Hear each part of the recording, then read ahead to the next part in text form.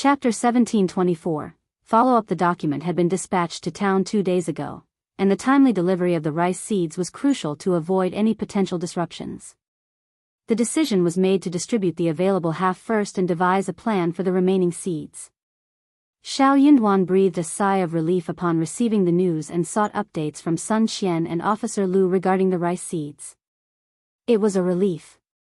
Regardless, at least half of the rice seeds would reach Liangshan town promptly, preventing widespread panic. While angered and somewhat surprised, Xiao Yunduan wasn't entirely caught off guard. This wasn't a prefecture capital of other states, it was a nest of bandits.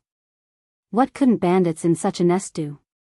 With a scarcity of resources, it wasn't entirely unexpected that the bandits would target the rice seeds. However, it was unacceptable. Xiao Yunduan decided to enhance security measures, increasing the number of escorts. Some would be visible, while others would operate covertly. He preferred a slightly delayed delivery to risking another incident. He had already instructed Yue Xiao to prepare around 60,000 caddies of rice seeds to compensate for the loss. Yet, a repeat occurrence would pose significant challenges. Convening everyone in the state office, Xiao Yunduan held a meeting to rearrange the rice seed delivery, emphasizing the importance of a secure transfer. The tension in the room was palpable, and everyone nodded in agreement, fully aware of the gravity of the situation. The atmosphere resembled walking on thin ice, with a collective fear of mishandling the task. While Xiao Yunduan asserted Officer Liu's innocence and refrained from punishing him, there lingered a sense of uncertainty regarding his true sentiments. They couldn't shake the feeling that there might be underlying resentment. The uncertainty of when he might pose challenges in the future lingered in their thoughts. In a private meeting, Jia Heming shared a concerning revelation with Xiao Yunduan. The three powerful mountain bandits Euro, Min family tribe, Liuha Fort, and Tiger Head tribe Euro, had absorbed numerous vagabonds, gaining immense influence that even the three major families hesitated to confront. With spring and summer leaving the young and elderly in their care, the mountain's limited resources led to insufficient food. Traditionally, during this period, the bandits descended to collect protection fees. This year, insufficient funds may have prompted Tiger Head tribe to resort to robbing food. Jia Heming subtly conveyed that the Min family tribe and Liuha Fort might harbor similar intentions. For a prolonged period, Jia Heming emphasized to Xiao Yunduan that the three prominent families had fulfilled their protection fee obligations. However, due to Lord Xiao's recent conflicts with these families, they might withhold protection fees this year. It sounded absurd but was, unfortunately, the reality. Consequently, the mountain bandits might target the rice seeds. Expressing genuine concern for Lord Xiao's well-being, Jia Heming proposed acquiring extra security for the journey, even suggesting purchasing protection from potential threats. However, he clarified that this was just a precautionary measure. Jia Heming detested the mountain bandits and hoped for Lord Xiao to assert dominance over them. Nevertheless, Xiao Yunduan needed to prioritize his safety. The journey was fraught with risks, and the potential loss of the seeds, if anything went awry, would be too great. Chapter 1725. Lord Xiao is a bookworm. In such a scenario, the pride of the three influential clans would only soar higher. Xiao Yunduan reorganized the transportation plan for the rice seeds and displayed documents at the city gates. These documents carried a stern condemnation of the mountain bandits who had plundered the rice seeds. The language was forceful, accusing them of harming the common people of An's prefecture with heartless actions. The documents demanded the swift return of the seized rice seeds, warning of severe consequences if they refused. Xiao Yunduan was determined to settle the score.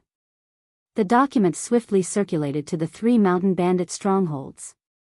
While a few individuals felt a pang of conscience and unease, the majority treated it with disdain. Mockery and laughter echoed, even from the major families inside and outside the city. I was curious about Lord Xiao's response, but is this it?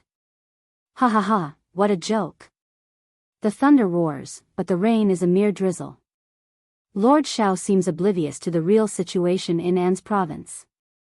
Scholars, always preaching morality but lacking substance. Lord Xiao, do you truly believe you can deter those people? Haha. Exactly, just a bookworm. Such a jest. The entire city anticipated the next move of the prefect, only to be met with silence. Laughter intensified, and some harbored secret disappointment.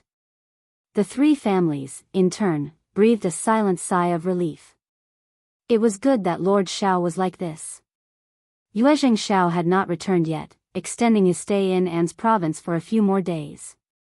Daily, he roamed around, urging his friends to befriend the local young masters. Despite facing ridicule, he vehemently defended Xiao Yunduan, offering comfort and expressing frustration at the apparent blindness of those mocking him. Xiao Yunduan, however, smiled and urged him not to be bothered. He never concerned himself with unresolved matters. His priority, outside of work, was to spend time with his wife. Old Lady Fan, relishing Xiao Yunduan's defiant words, felt a mixture of happiness and slight regret, thinking she hadn't vented enough anger. Xiao Yunduan remained unaware that the hijacking of his rice seeds was a consequence of his family's revenge. Thus, he failed to grasp the extent of his family's influence evident in the incident. A missed opportunity.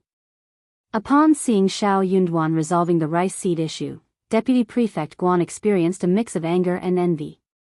He hesitated, contemplating whether to step forward and fulfill his duties as Deputy Prefect. If he stayed inactive, would the Lord of the Prefect still regard him with fear and need his assistance in the future? As the rice seed matter was being resolved, the prestige of the Lord of the Prefect state was on the rise. It became clear that Deputy Prefect Guan could not allow himself to be overshadowed. Unexpectedly, another batch of rice seeds was stolen at this juncture. Deputy Prefect Guan knew these people too well. If there was one incident, another would follow. Especially considering the Lord of the Prefect's issuance of loud but seemingly futile documents. Were these mountain bandits to be underestimated? Deputy Prefect Guan anticipated more attacks. The wait to see if they would strike again was only a matter of time. Chapter 1726, unwilling at this juncture, taking charge could mean that the Prefect Lord might delegate this troublesome matter to Deputy Prefect Guan a potential invitation for trouble. After careful consideration, Deputy Prefect Guan decided to continue his recuperation. Secretly, he harbored a hope that Xiao Yunduan would face difficulties. The prospect of mountain bandits seizing more rice seeds excited him. He envisioned a scenario where Xiao Yunduan, desperate and unfortunate, would turn to him for help, allowing Deputy Prefect Guan to reclaim his dignity. However, even in recuperation, peace eluded him. To gain insights, he urged his wife to visit Madame Xiao in the East Courtyard frequently. He hoped to glean information from Madame Xiao. Mrs. Guan resisted the idea. She had no inclination to visit Xiao Xian without reason. Her desire to surpass Xiao Xian clashed with her realization that she consistently fell short. However, with her husband's future at stake, Mrs. Guan reluctantly agreed to go. Regardless of her intentions, she was going to visit Xiao Xian, and Xiao Xian had to entertain her. Mrs. Guan's constant sarcasm during these visits angered Xiao Xian.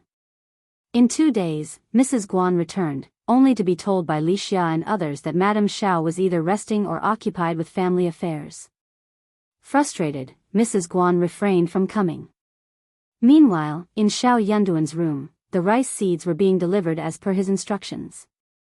Meng Wanfu and Ding Xiang's men were discreetly deployed, joining Sun Bai, Sun Qian, Jing Sang, Ai, and others to ensure a smooth operation with no mishaps. Contrary to the bandits' belief that they had been spared, the success of Tiger Head tribe had stirred unrest among Min family tribe and Liuhe Fort, driven by their own greed. Xiao Yunduan, undeterred, had posted a document that, while not overly insulting, spurred laughter from the three families. However, they were also keen on imparting a lesson to the Lord of the Prefect, emphasizing the consequences of careless words. Consequently, representatives from the three families coordinated to descend the mountain and intercept the officials. This caught the officials off guard for the first time, as the bandits anticipated a larger response from Lord Xiao. Although the bandits perceived the bailiffs as inconsequential passers-by, the increased number of officials posed a greater challenge to send away. Eager to boast about pilfering from the bookworm Lord Prefect, bandits from various villages scrambled to participate. Given the An's province government's reputation for incompetence and poverty, the Mountain Kings had refrained from robbing the government for years. Now presented with an opportunity, they were unwilling to let it slip away. The anticipation was palpable, with everyone eager to partake. In the end, lots were drawn to decide who would participate. The fortunate ones rejoiced, while the unlucky ones felt a profound sense of loss. Before taking action, preparations in the tribes included slaughtering sheep, pigs, and arranging wine for a celebration. However, this time proved markedly different from previous occasions. Sun Bai and Sun Qian, notable figures from the crown prince's residence, and Zheng Sang and the others, seasoned warriors resisting northern invasions, demonstrated their prowess. Surviving harrowing battles spoke volumes about their capabilities. Chapter 1727, Long-Term Plan. Moreover, the 50 men sent by Meng Wanfu were all seasoned soldiers from the army. In gratitude for Xiao Yunduan and Xiao Xian's kindness, Meng Wanfu ensured that the men he dispatched were exceptional. These soldiers, alongside the current bailiffs, were organized into two groups to escort the rice seeds to their respective towns. The strategy involved a combination of visible and covert presence, with professional scouts deployed to survey the route. Facing undisciplined mountain bandits, their superiority was evident. Moreover, Tiger Head tribe, swayed by Xiao Yunduan's diplomatic approach, perceived the lord of the prefect as pedantic and incompetent, a belief that played to their advantage. However, the bandits lay in ambush within a dense forest, attacking the convoy transporting rice seeds without provocation. Sun Bai, Sun Qian, and others, following the principle of capturing leaders before subduing the bandits, launched stealthy attacks. Their targets were the deduced leaders, and had it not been for Xiao Yunduan's directive to inflict serious injuries without causing deaths, many leaders would not have escaped unharmed. Xiao Yunduan had a deliberate plan. Amidst spring plowing, farming took precedence. He aimed to avoid escalating tensions by refraining from killing the mountain bandits during this crucial time. The death of any bandit could infuriate the others, potentially spiraling the situation out of control. As he hadn't yet fully consolidated control over the An's province government office and subdued the influential families, Xiao Yunduan sought to avoid unnecessary trouble. This time, the leaders of the three mountain strongholds, mainly second-in-command and third-in-command figures, were all injured, with some sustaining serious wounds. The skirmish unfolded swiftly, with arrows descending like rain and hidden weapons swarming like locusts. Caught off guard, the mountain bandits screamed and fell to the ground before they could react. Had the attackers not shown mercy, escaping might have been an impossible feat for the mountain bandits. Realizing they had been exposed and had lost a significant portion of their combat strength, the mountain bandits understood that gaining anything more was practically impossible. The attackers, masked and clad in green, concealed their faces and, in some cases, even their figures. It became apparent that these individuals were external reinforcements invited by the bookworm Lord Prefect. It seemed money truly had the power to accomplish anything. Despite the Lord Prefect's apparent pedantry and lack of knowledge, his affluent background allowed him to secure powerful assistance, leading to their defeat. Fortunately, Xiao Yunduan exhibited prudence. Aware of the Mountain King's formidable influence, he refrained from ordering any killings, opting to inflict injuries instead. Returning to their stronghold in a sorry state, the mountain bandits felt extreme shame. Even now, the mountain bandits failed to take Xiao Yunduan seriously.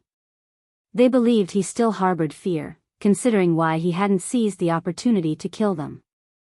The Min family tribe pondered the situation. Given the prefect lord's apparent sensibility and newfound allies, they decided to spare him this time. With numerous wealthy families in An's province, starvation was not a concern. They doubted the prefect lord possessed sufficient funds to retain these skilled helpers for an extended period. Recognizing the expertise of these individuals, the mountain bandits speculated on the considerable expense involved. Chapter 1728. Again and again the lord of the prefect seemed destined to become a spendthrift. In due time, those who felt wronged by him would settle their scores. They were not willing to bear such a significant loss. Learning of the Min family tribe's sentiments, Liuhe Fort carefully considered the situation and formulated a similar plan. The Tiger Head tribe had reaped considerable benefits, with their second-in-command being the second person to descend the mountain. Unexpectedly, he was struck in the abdomen by an arrow, causing profuse bleeding and extreme pain. Recovery would take at least half a year, prompting him to endure the suffering temporarily. Revenge, as the saying goes, is a dish best served cold. Towns close to Anne's province promptly delivered the seeds, while those farther away saw the daily dispatch of escort teams to their respective locations, ensuring swift progress. The Fan family and the Mei family, anticipating Xiao Yunduan's embarrassment, were taken aback. Initially assuming that the Mountain Kings had refrained from another attack, further investigation revealed the battle had concluded before it even commenced. What was Lord Xiao up to?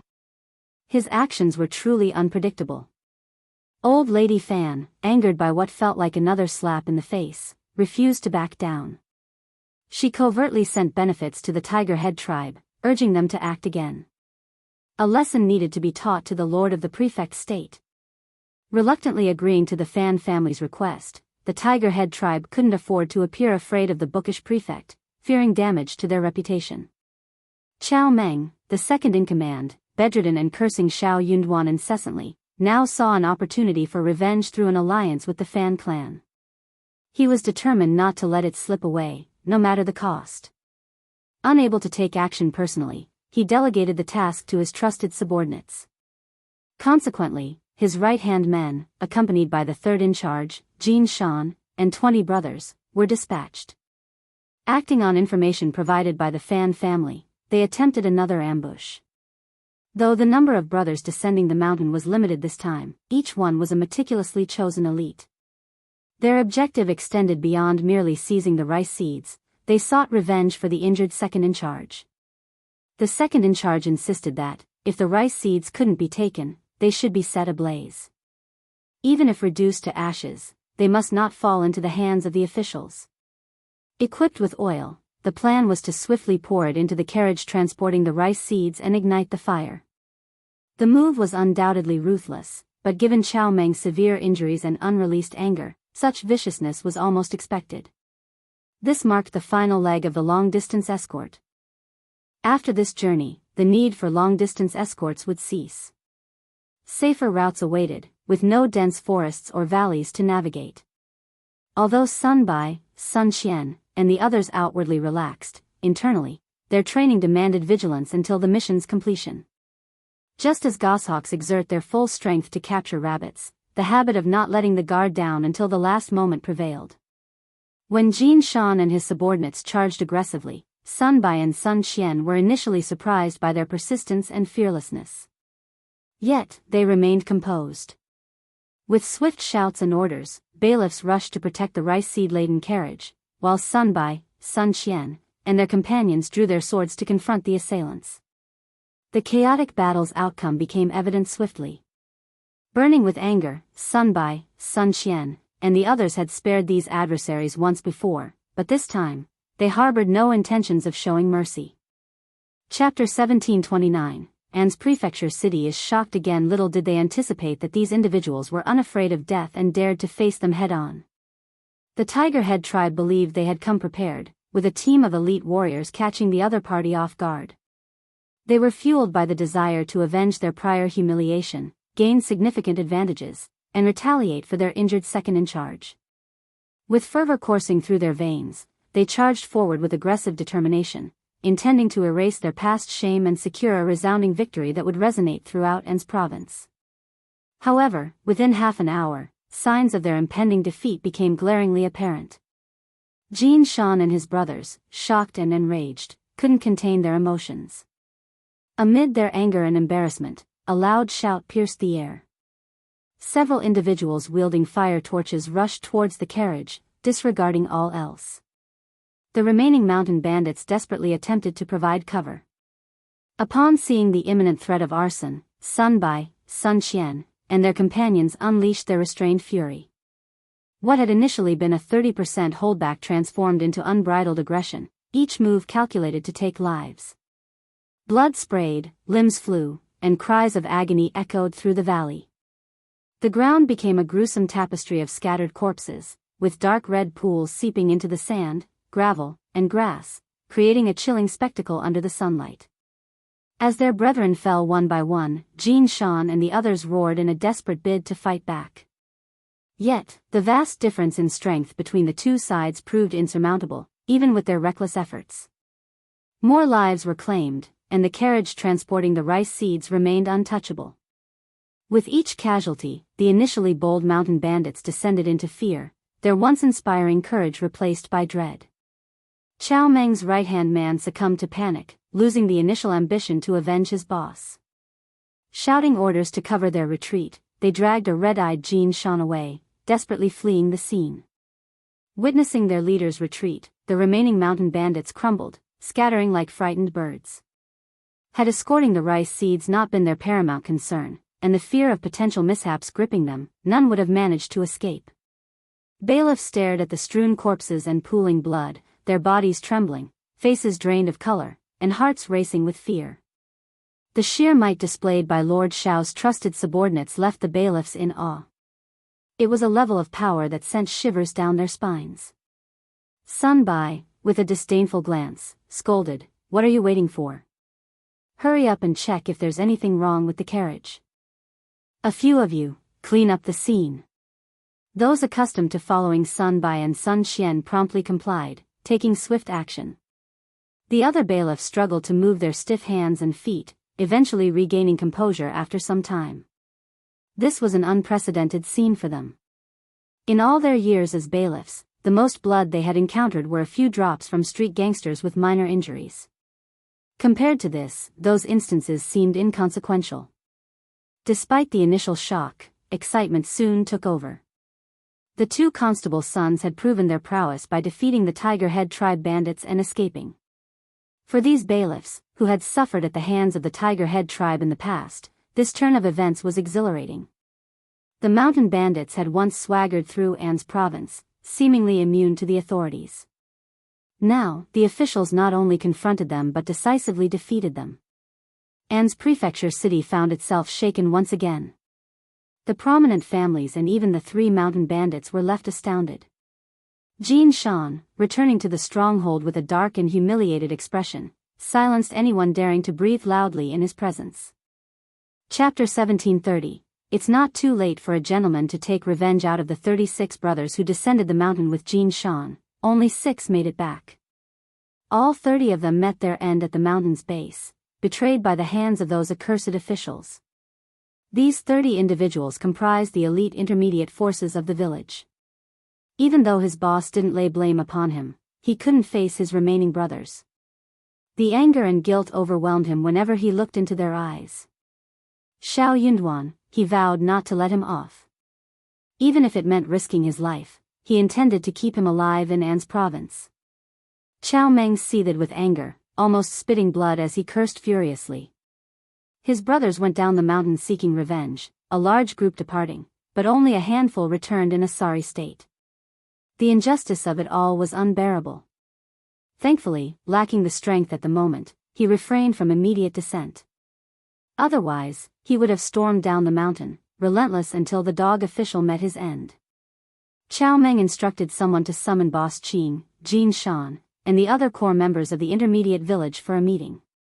"Elder brother, we can't let this matter slide. Otherwise, our Tiger Head tribe won't be able to hold our heads high." Competition among the mountain kings was fierce, rooted in reputation and strength within the martial world. Whoever possessed the bigger fist, the harder resolve, and more loyalty to martial values garnered more respect. Despite suffering heavy losses and appearing weakened, Chao Meng refused to become a coward. He couldn't bear the disdain, even from himself. The others shared his fury and determination. "This can't stand. We can't let them off the hook. We were careless before. In a fair face-to-face fight, those government lackeys wouldn't stand a chance. They can't even withstand a kick from me. Second in charge is spot on. Revenge is a must. None of you dare challenge me. That dog official's head belongs to me." Laughter erupted among the leaders as they proceeded to berate Xiao Yunduan and the officials. Once the scolding concluded, the atmosphere lightened considerably, shedding the previous bitterness. Even the embarrassed Jin Shan showed a slight improvement in his complexion. Boss Qing sneered and spoke slowly. Certainly, revenge is in order, but not immediately. Chao Meng raised his head, eager to interject. Boss Euro, hear me out first. Don't be hasty. This time, no small patrolling troops were dispatched. We sent elite fighters with exceptional martial skills. Third brother personally led the team, and his martial prowess speaks for itself. He was well prepared, catching the other party off guard. But who could have known a Euro? I'm at fault too. We're all at fault. We underestimated the enemy. We can't dismiss this person as a mere good-for-nothing just because past prefects were. We should have realized that this kid has some backing and confidence, daring to confront the three families head-on. After all, scholars fear death the most. Without support, he wouldn't dare. Nods from the mountain bandits echoed agreement. They clenched their fists, sighed, and expressed deep regret. Boss is right. Indeed, we were too careless. Sigh. Therefore, we mustn't act recklessly. We need to unravel his background first. We've already marked this person's head. As long as he remains in An's province, his head will be ours sooner or later. If he attempts to leave, well, he'll have to leave his head behind. Chapter 1731. Endure for now. The bandits, their blood coursing with ardor and zeal, eagerly rubbed their palms together. Boss is spot on. His head must be ours. If we let him live, the heavens won't stand for it. Revenge for our fallen brothers. Chao Meng, unconvinced, questioned, so, are we just letting this slide? I can't accept it. Jean Shan, burdened with guilt, interjected, Boss, second brother, it's my fault for being useless. I messed up. Chao Meng quickly reassured him, third brother, don't blame yourself. I don't blame you, and our brothers won't either. It's all that dog official's fault. He's gone too far. The mountain bandits voiced their solidarity, offering comfort to Jean Shan. Boss Qing added, third brother, enough. We're all brothers. There's no point dwelling on this. Second brother is right. It's that dog official's fault. His lackey, henchman, lapdog, is heartless and vicious. The bandits grew more united against their common enemy, unleashing a barrage of curses. After persistent persuasion, Boss Qing finally managed to convince Chao Meng and Jean Shan. He tasked Jean Shan with training the brothers in the stronghold and allowed Chao Meng time to recuperate. He then dispatched someone to investigate the dog official's background and the current situation at the government office. In essence, revenge was on the horizon, and their approach had to be strategic. When Sun Bai and Sun Xian reported the incident to Xiao Yunduan, he too felt shock and anger. He ordered the cleanup of the scene, the burial of the mountain bandits' bodies, and instructed the siblings to prepare for a counterattack. Additionally, he emphasized strengthening patrols, fortifying the city gate and state office defenses, and intensifying bailiff training. Those mountain bandits were too detestable. He really dared to do anything. The mountain bandits persistently provoked, repeatedly targeting the rice seeds. Unable to steal them, their intent shifted to destruction, marking them as perpetrators of a heinous crime deserving punishment. Despite the justified anger, Xiao Yunduan remained cautious of potential counterattacks and revenge. Jia Heming, the exception, maintained silence but harbored secret satisfaction. He grew increasingly engaged in sharing the Lord of the Prefect's concerns, offering ideas willingly.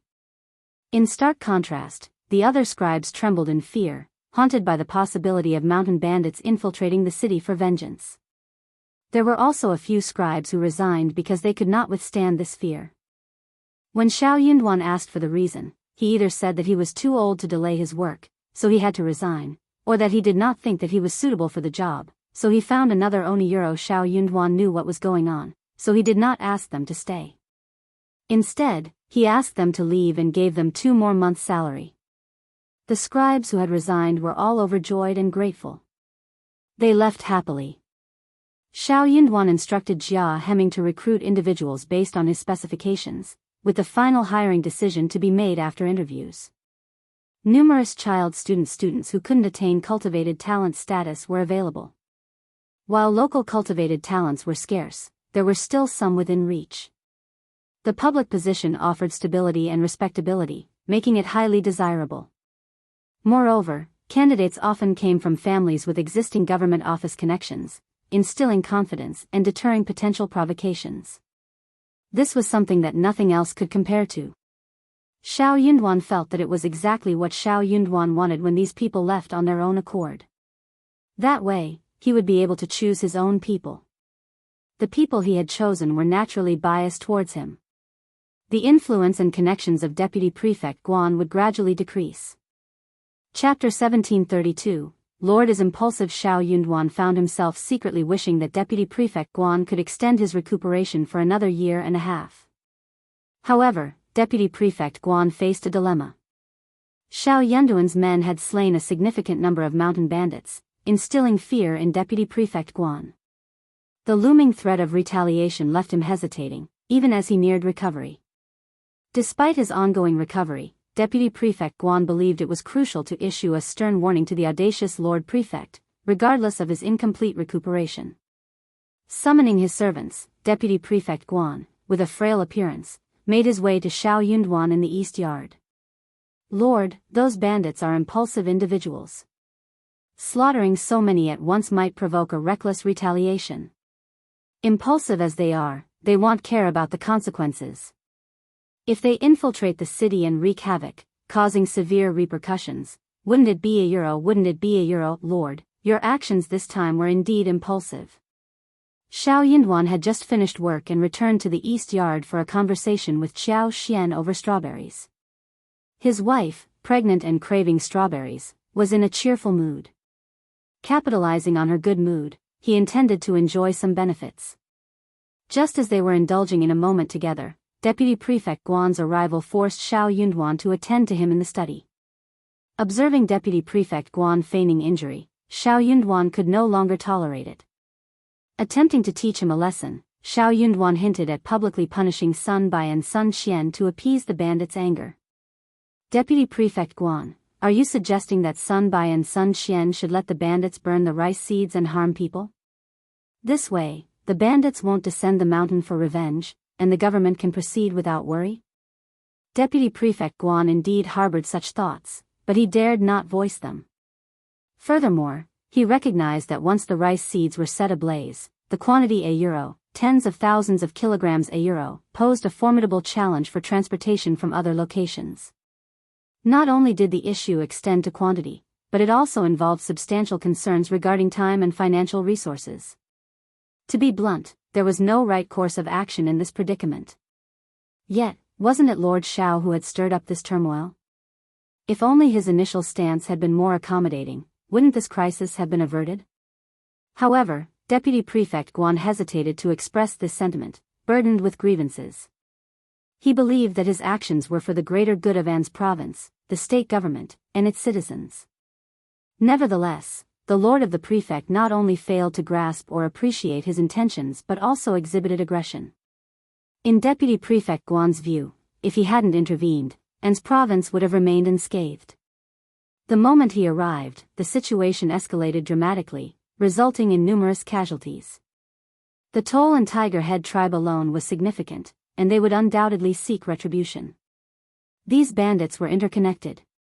The Min family tribe and Liuhe fort might exploit the chaos, and by offending the three major clans, he had simultaneously antagonized all family clans in An's province. In such a predicament, who would come to his aid? Did he genuinely believe that he could resolve the bandit issue in An's prefecture merely because he had a few martial artists with decent skills? Such a notion was gravely mistaken. If it were indeed that straightforward, the imperial court would have dispatched officials long ago to address the matter. They couldn't afford to turn a blind eye to such a significant issue. Chapter 1733, more angry if the bandits were driven to fury and resorted to killing civilians as an act of revenge, who would bear the blame? Let's observe if the commoners would direct their discontent towards none other than the prefect. The more Deputy Prefect Guan pondered over the situation, the more his frustration grew. That wasn't my intention. I'm merely cautioning you, my lord. Your impulsiveness could escalate matters beyond control. Do you not fear the consequences of letting things spiral like this? Xiao Yunduan sneered in response. What's there to fear? Let me reiterate. As long as I am present in An's province, I won't depart easily. I won't tolerate the oppression of those bandits and the 3 prominent families. This is the domain of the court, not theirs. I understand the challenges, the uphill battle, but I'll face it head-on. I'll certainly overcome it. Deputy Prefect Guan fell silent. After a moment, he scoffed, My lord, you're not the first prefect to express such sentiments. But I will be the last, as it won't repeat. Since you hold such convictions, I can only wait and witness. I hope you won't regret your decision. Absolutely not. I'll take my leave. Deputy Prefect Guan hurriedly departed in frustration, feeling that his well-intentioned advice had fallen on deaf ears. Xiao Yunduan took a deep breath and remained silent, gazing into the vacant space before him. Eventually, he turned around and resumed his company with Qiao Xian. Qiao Xian, reclining under the shade of a tree in the backyard, heard approaching footsteps. She looked up, offering a smile to Xiao Yunduan. Seeing him seated beside her, she gently grasped his hand and inquired, Is Deputy Prefect Guan back to create more complications for you? Much like how Mrs. Guan always managed to irk her every time she appeared. Xiao Yunduan's expression softened as he held her soft, slender hands and smiled. It's an old story, really. I find it amusing. Those mountain bandits and the 3 prominent families are not reasonable individuals. Deputy Prefect Guan is too idealistic. Qiao Xian remarked, He's not idealistic, he's fearful. He believes our husband has upset the balance and will stir up trouble. How can he compare to our husband? It's not surprising he's apprehensive. Wife, your insight is remarkable. They exchanged smiles. How could Deputy Prefect Guan know about their trump card? Unless the 3 bandit dens united and launched an attack on An's province, their defeat was certain. No matter how capable they were, could they match Sun Bai, Sun Qian, Jing Sang, Wu Guan, and Ai? Additionally, there were individuals dispatched by Meng Wanfu. They were simply biding their time, waiting for an opportunity to dismantle the 3 bandit nests one by one. The 3 prominent families were no different. If they became unruly, wasn't it easy for the government to handle them? Numerous obedient families were eager to stand out. With support from a few of them, someone would undoubtedly emerge victorious. If the 3 prominent families decided to lavish money and resources on others, they might find themselves unable to outdo their own families. Despite this, Qiao Xian was pregnant, and Xiao Yunduan yearned for a tranquil life.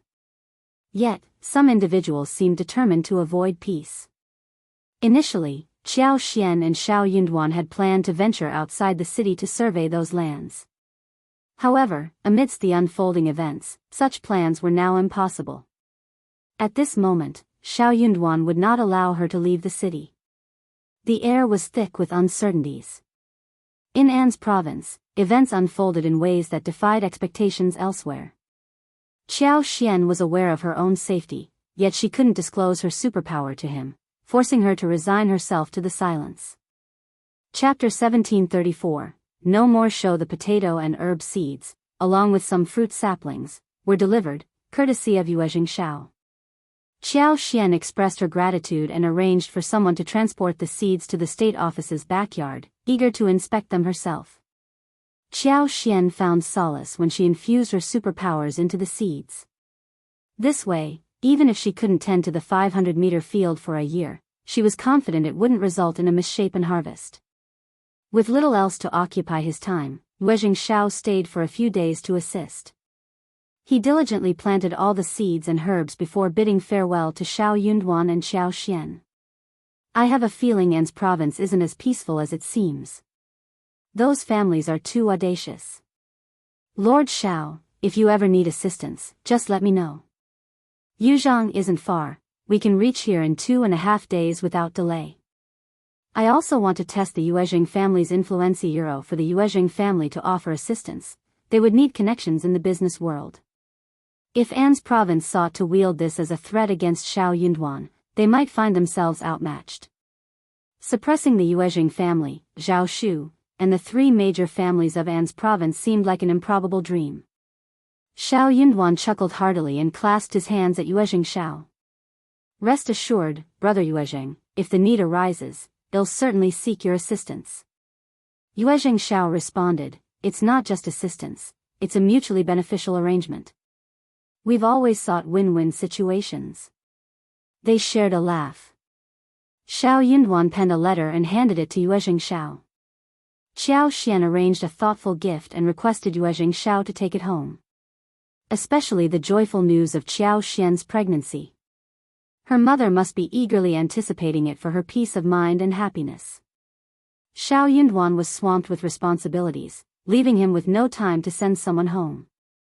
Fortunately, Yuezheng Xiao was present to fulfill the task. Once things settled down, if their mother and others wished to visit, they could send someone to pick them up and stay for a while. However, that was not the case at the moment. Concerned that Yuezheng Xiao might encounter trouble on the way, Xiao Yunduan asked Yi and Sun Xian to escort him out of An's province.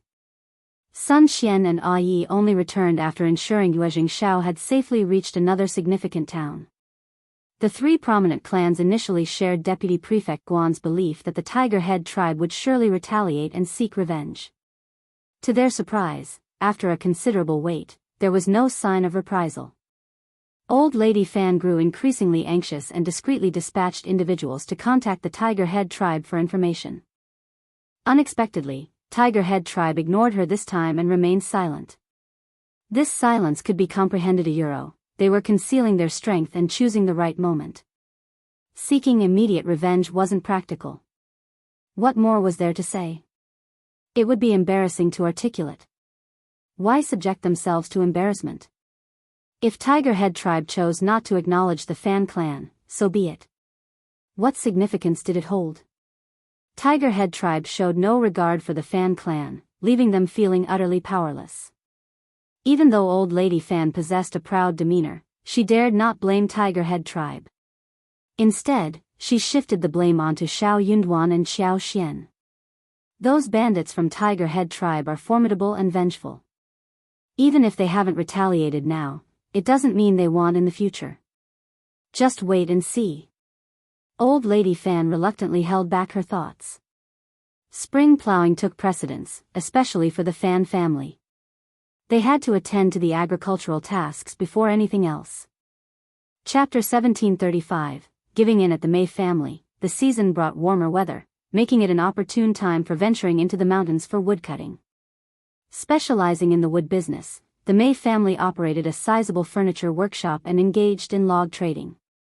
In An's province, vast mountains and towering forests extended as far as the eye could see, making it impossible to reach the outskirts even after several days of walking. However, being in the wood business didn't mean having the freedom to cut down trees at will. While commoners were permitted to ascend the mountains to cut a few trees for personal use, engaging in the wood business required government registration. Upon approval, they could then enter the mountains for tree cutting activities. Moreover, there were strict guidelines for tree cutting. Loggers were required to make every effort to avoid harming young trees, and trees that had stood for centuries were off limits. In fact, loggers refrained from cutting down ancient trees, as they were unconsciously revered as sacred beings protected by the mountain god. Disturbing these venerable trees might incur the wrath of the mountain god, potentially causing a calamity. It was a risk they were not willing to take. The government's approval wasn't granted freely. For each tree felled, taxes had to be paid. Despite the Mei family cutting down a substantial number of trees annually, the taxes they paid were a mere fraction of what was rightfully owed. Even so, the Mei family harbored grievances and dissatisfaction with the government. However, each prefect lord remained submissive and refrained from voicing objections. Whenever the Mei family sought conveniences, the government readily acquiesced without protest. This treatment extended to the other two family clans. As for the various other large and small family clans, as long as they aligned themselves with the three leading families and followed in their wake, they were assured a share of the benefits. Without this arrangement, the government of An's province wouldn't have incurred such significant losses, leaving them with less than 100 taels of silver. They often found themselves borrowing money from the three major families to cover salary distributions. This loan wasn't granted without conditions. It required them to offer something in exchange, such as government-approved documents.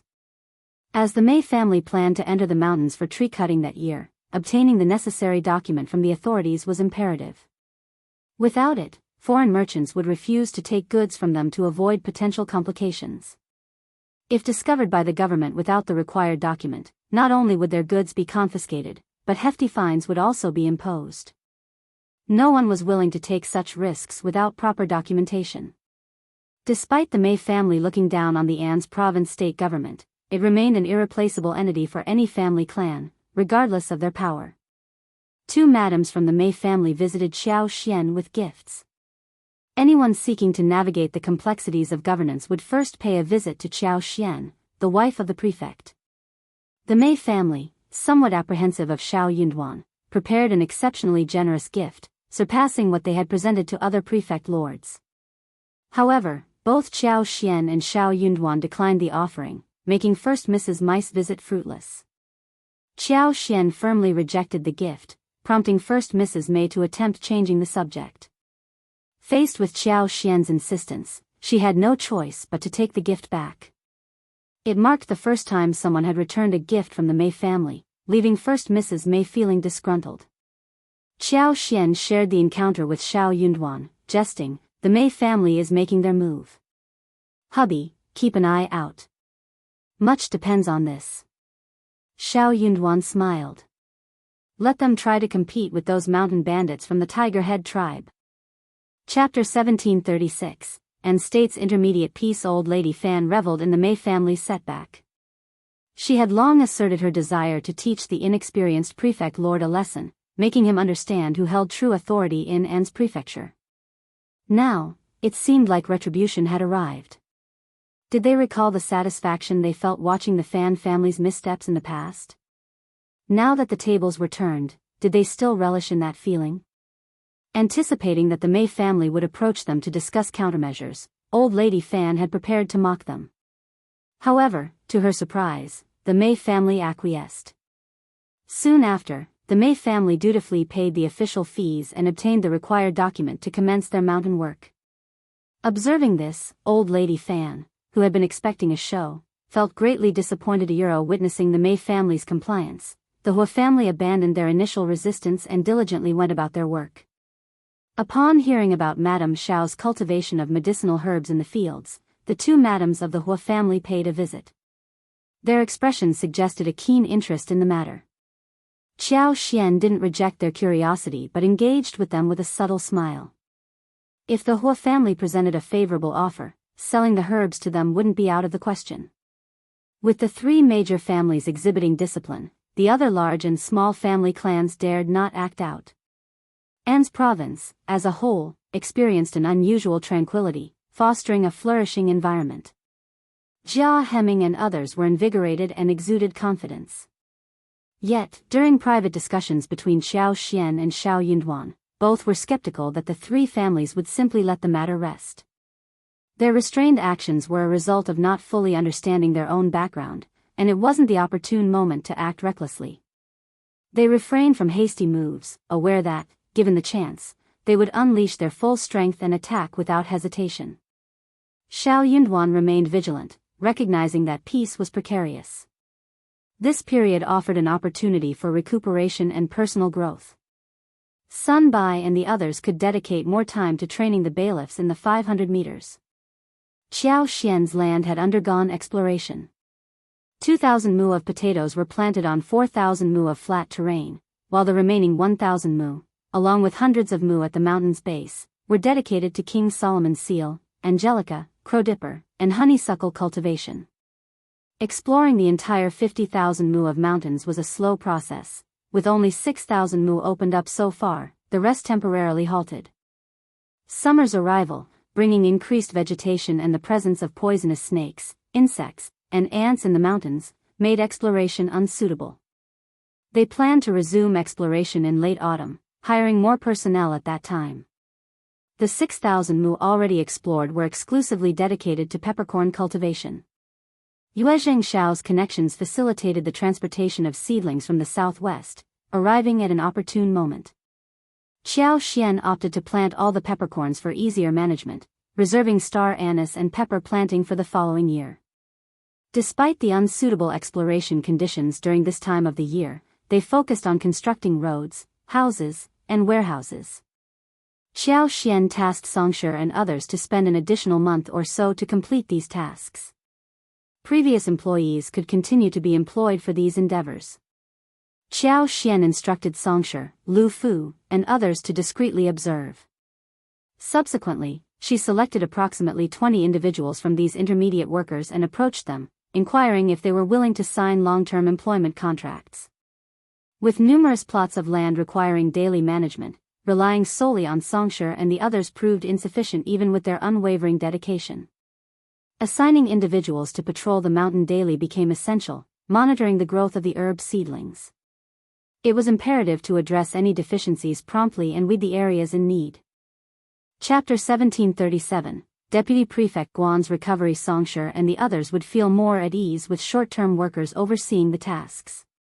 As they continued developing all the barren mountains, the need for long-term workers would increase, not to mention the ongoing requirement for short-term workers. This marked only the beginning. Xiao Xian's primary aim was to generate more employment opportunities for the people of An's province, aligning her family's interests with those of the local community.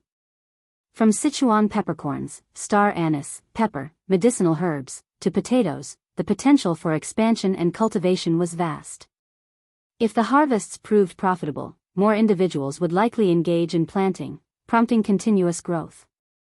Her vision was to transform the vast An's province into a renowned region for spices and herbs, leveraging its unique advantages. Given An's province's sheer size, it was destined to become increasingly vibrant. Wuxia Xianxia decided to establish a branch of the Wuxia family in the city, alongside 3 dessert shops offering a variety of fresh fruits. Xiao Xian and Xiao Yunduan endorsed the plan. Xiao Yunduan entertained the idea of reaching out to the prefect of Yuzhang to upgrade the official road between An's province and Yuzhang. His vision included widening, flattening, and implementing other improvements. However, this ambitious project required substantial investment, making it currently unfeasible. Despite the families settling their debts due to external pressure, An's province still owed Xiao Xian 620,000 taels of silver. Xiao Yunduan had managed to pay off 120,000 but still owed 500,000. Progress on other projects would have to wait until the outstanding amount was settled. Upon Deputy Prefect Guan's recovery, he offered to share Lord Xiao's burden at the government office. "I'm truly ashamed. My body has been disappointing, and it seems luck hasn't been on my side. If not for these setbacks, I could have assisted you earlier. Now that I've finally recovered from my injuries, you can take a well-deserved rest after working tirelessly for so long. Leave all the miscellaneous matters to me. Lord, rest assured. Having spent many years in An's province, I'm intimately familiar with its administrative affairs. I guarantee flawless resolution of all matters on your behalf. Lord, feel free to stay away from the government office for at least half a month." Deputy Prefect Guan confidently patted his chest, addressing Xiao Yunduan with a smile. His words carried a tone as if he had made significant sacrifices, ensuring Xiao Yunduan could enjoy a peaceful break. It almost seemed as if Xiao Yunduan had taken advantage of him. He fell short of saying, "Look at all I've done for you," without asking for anything in return. Let's see if I'm treated well. Xiao Yunduan chuckled inwardly. Did Deputy Prefect Guan think others were fools? It was evident that if he continued pretending to be unwell, he would gain nothing and lose all his prestige. Despite his impatience, he spoke with great pomp. If he claimed to have fully recovered and could resume normal duties, Xiao Yunduan wouldn't bother arguing at this point. However, Deputy Prefect Guan's eagerness to seize power while framing it as if Xiao Yunduan had taken advantage of him was quite distasteful. Taking care of one's health is crucial. Have you genuinely recovered? If not, there's no harm in taking a bit more time to recuperate. I'm not heartless. Even if you decide to rest for another year and a half, the rightful salary will still be yours. Chapter 1738, taking charge. I'm a representative of the party, committed to serving the people and pursuing their best interests. It's both my duty and a matter of trust bestowed by the imperial court. How could I easily delegate these governmental responsibilities to others? Wouldn't that be a betrayal of both the imperial court and the people? If you've truly recovered, feel free to resume your office duties tomorrow. I have full confidence in your ability to handle the job excellently. Don't even consider taking on tasks that aren't rightfully yours. Deputy Prefect Guan proved to be more audacious than Xiao Yunduan had anticipated. Despite Xiao Yunduan's attempt to extend some courtesy, Deputy Prefect Guan believed he could push for more. Flashing a forced smile, he assured, "Rest assured, Lord, I'll handle my responsibilities. Just focus on your recovery. I managed all affairs in An's province before your arrival, so I'm well versed and won't make any mistakes. As Deputy Prefect, it's my duty to assist you." Ignoring the unreasonable man, Xiao Yunduan dismissed him with a few words. To his surprise, the next day at the government office, Deputy Prefect Guan acted as if he were in charge, issuing orders with authority. Being Deputy Prefect, he already had supporters who flattered him. With his arrival, they saw a leader and eagerly followed suit. Observing him seamlessly taking charge and managing affairs as usual brought even more joy to his demeanor. What did this signify? It meant that within the government office, Deputy Prefect Guan's status remained unshakable, and his influence persisted. This development alleviated tension among the office staff. Jia Hemming and other scribes, who were not accustomed to Deputy Prefect Guan and were hired by Xiao Yunduan, found it unbearable. After some deliberation, they decided to adhere to the established rules in the government office.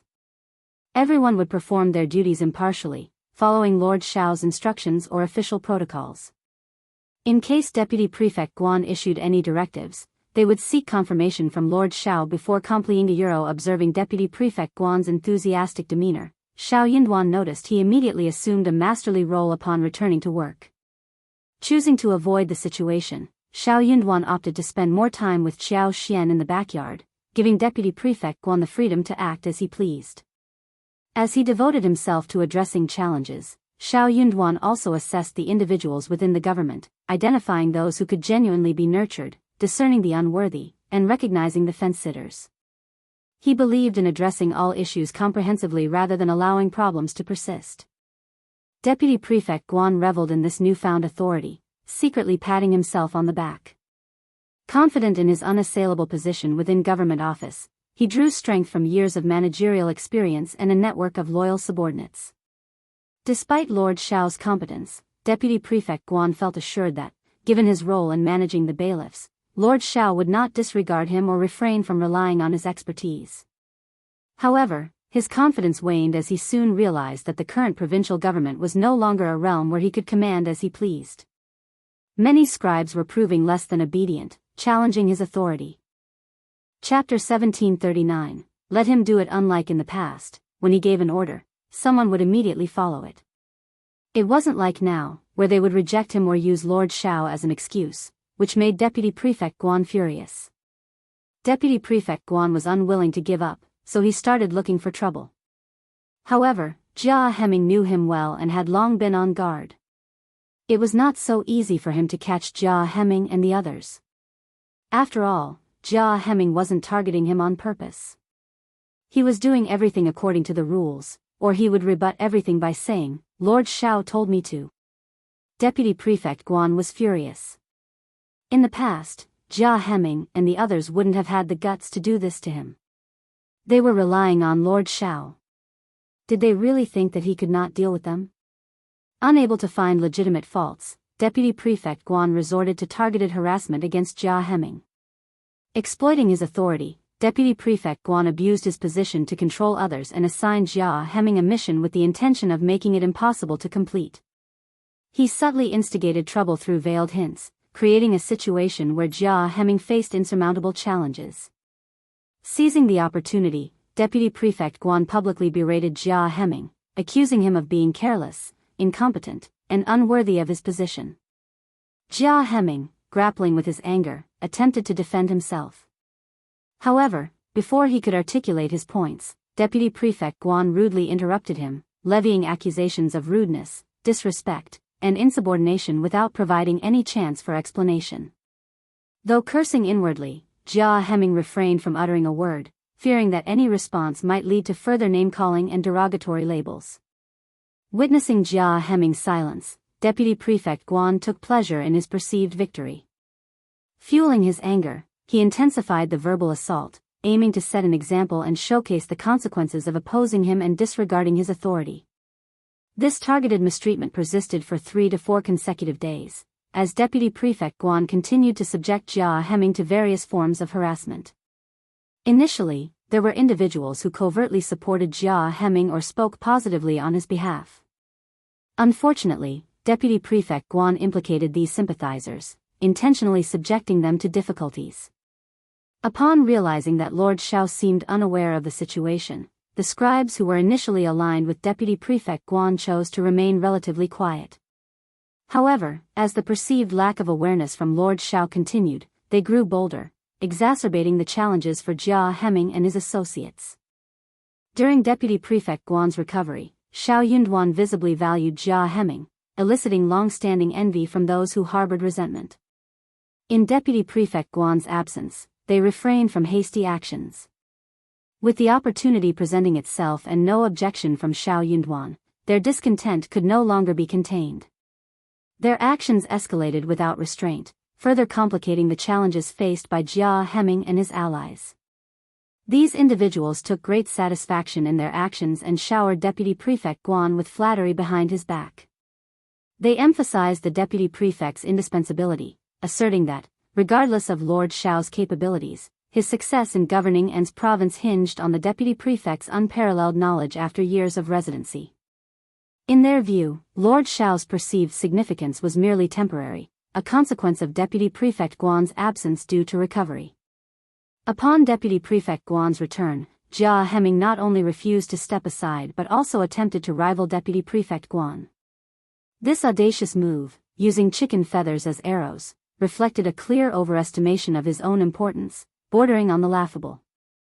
In the inevitable choice between him and Deputy Prefect Guan, Lord Xiao would undoubtedly favor the Deputy Prefect. It went without saying, self-awareness is a crucial trait. Lacking it, one might unwittingly become a clown, blissfully unaware of their own folly. Chapter 1740. Reject Deputy Prefect Guan completely agreed with the words of the scribes who surrounded him and fawned over him. He deeply agreed with them and felt even more pleased with himself. His courage became greater and greater, and he became more and more unrestrained. He didn't dare to think about it at first, but now he couldn't wait. For example, official accounts. Deputy Prefect Guan knew better than anyone whether there was money in the original government accounts. No matter how poor the government office was, he did not care. Anyway, it had nothing to do with him. Even if he was poor, he would not be poor. Every year, he would gain a lot of benefits from the various large families. He had been hoping to see Xiao Yunduan make a fool of himself when he was asked to do this. But he did not expect that Xiao Yunduan was so rich that no lord of the prefect could do anything about the thousandth of a tael, use it judiciously. However, he had easily resolved the matter. Deputy Prefect Guan felt extremely depressed, as if he wanted to see a joke fall through and become a clown. Despite hailing from a wealthy family, Deputy Prefect Guan, if unconvinced, found himself compelled to suppress his feelings. What took him by surprise was the revelation that the prefect lord wasn't just affluent but possessed an assertive temper. Despite this, the 3 great clans and even the normally outspoken Tiger Head tribe had acquiesced to his authority. Though Deputy Prefect Guan recognized the temporary nature of this compliance, the unprecedented scenario left him uneasy. The present state of the official accounts marked a departure from the norm. The prefect lord injected considerable funds, meticulously documenting each transaction. While the funds were beyond the current deputy prefect's reach, the curiosity to inspect the records lingered. However, Deputy Prefect Guan faced an unexpected obstacle when Scribe Fang, responsible for overseeing the accounts, rejected his request to review them. Seemingly polite on the surface, Deputy Prefect Guan had ostensibly invited Scribe Fang to seek Lord Xiao's approval for document access. While he claimed he could only read it upon seeing it, it was a deliberate move on his part. Fuming with anger, Deputy Prefect Guan was convinced that Scribe Fang, known to be on good terms with Jia Hemming, was intentionally siding with him. Determined to inspect the account book, Deputy Prefect Guan sternly issued the order. However, Scribe Fang stood firm, refusing to budge. Outraged and humiliated, Deputy Prefect Guan escalated the situation, commanding his trusted aides to forcefully seize the document. Scribe Fang, equally furious, vehemently resisted. News of the commotion quickly spread, drawing a crowd of onlookers within the limited space of the state office. Jia Hemming and his allies rushed to the scene, supporting Scribe Fang, while Deputy Prefect Guan's aides adamantly pressed forward. The confrontation escalated into a heated argument, neither side willing to yield. Jia Hemming, with a mocking tone, intervened. The Prefect Lord should decide on this matter. According to the rules, only the Prefect Lord has the right to authorize the reading of the account book. If you wish to inspect it, Deputy Prefect Guan, seek permission from Lord Shao. Why resort to force? Scribe Hu, backing Deputy Prefect Guan, sneered sarcastically, don't invent rules to give orders. Since when did An's province adopt such absurd regulations? Everything was fine before. You're just stirring up trouble. Can't the Deputy Prefect see it? Even if you consult Lord Shao, wouldn't he allow the Deputy Prefect to check the accounts? Why go through all this trouble? Deputy Prefect Guan sneered in agreement, garnering nods from those around him. Chapter 1741, Angry, exactly. Lord Shao has always esteemed the Deputy Prefect, so it's only natural he'd grant permission. Some people are clueless about their place, huh?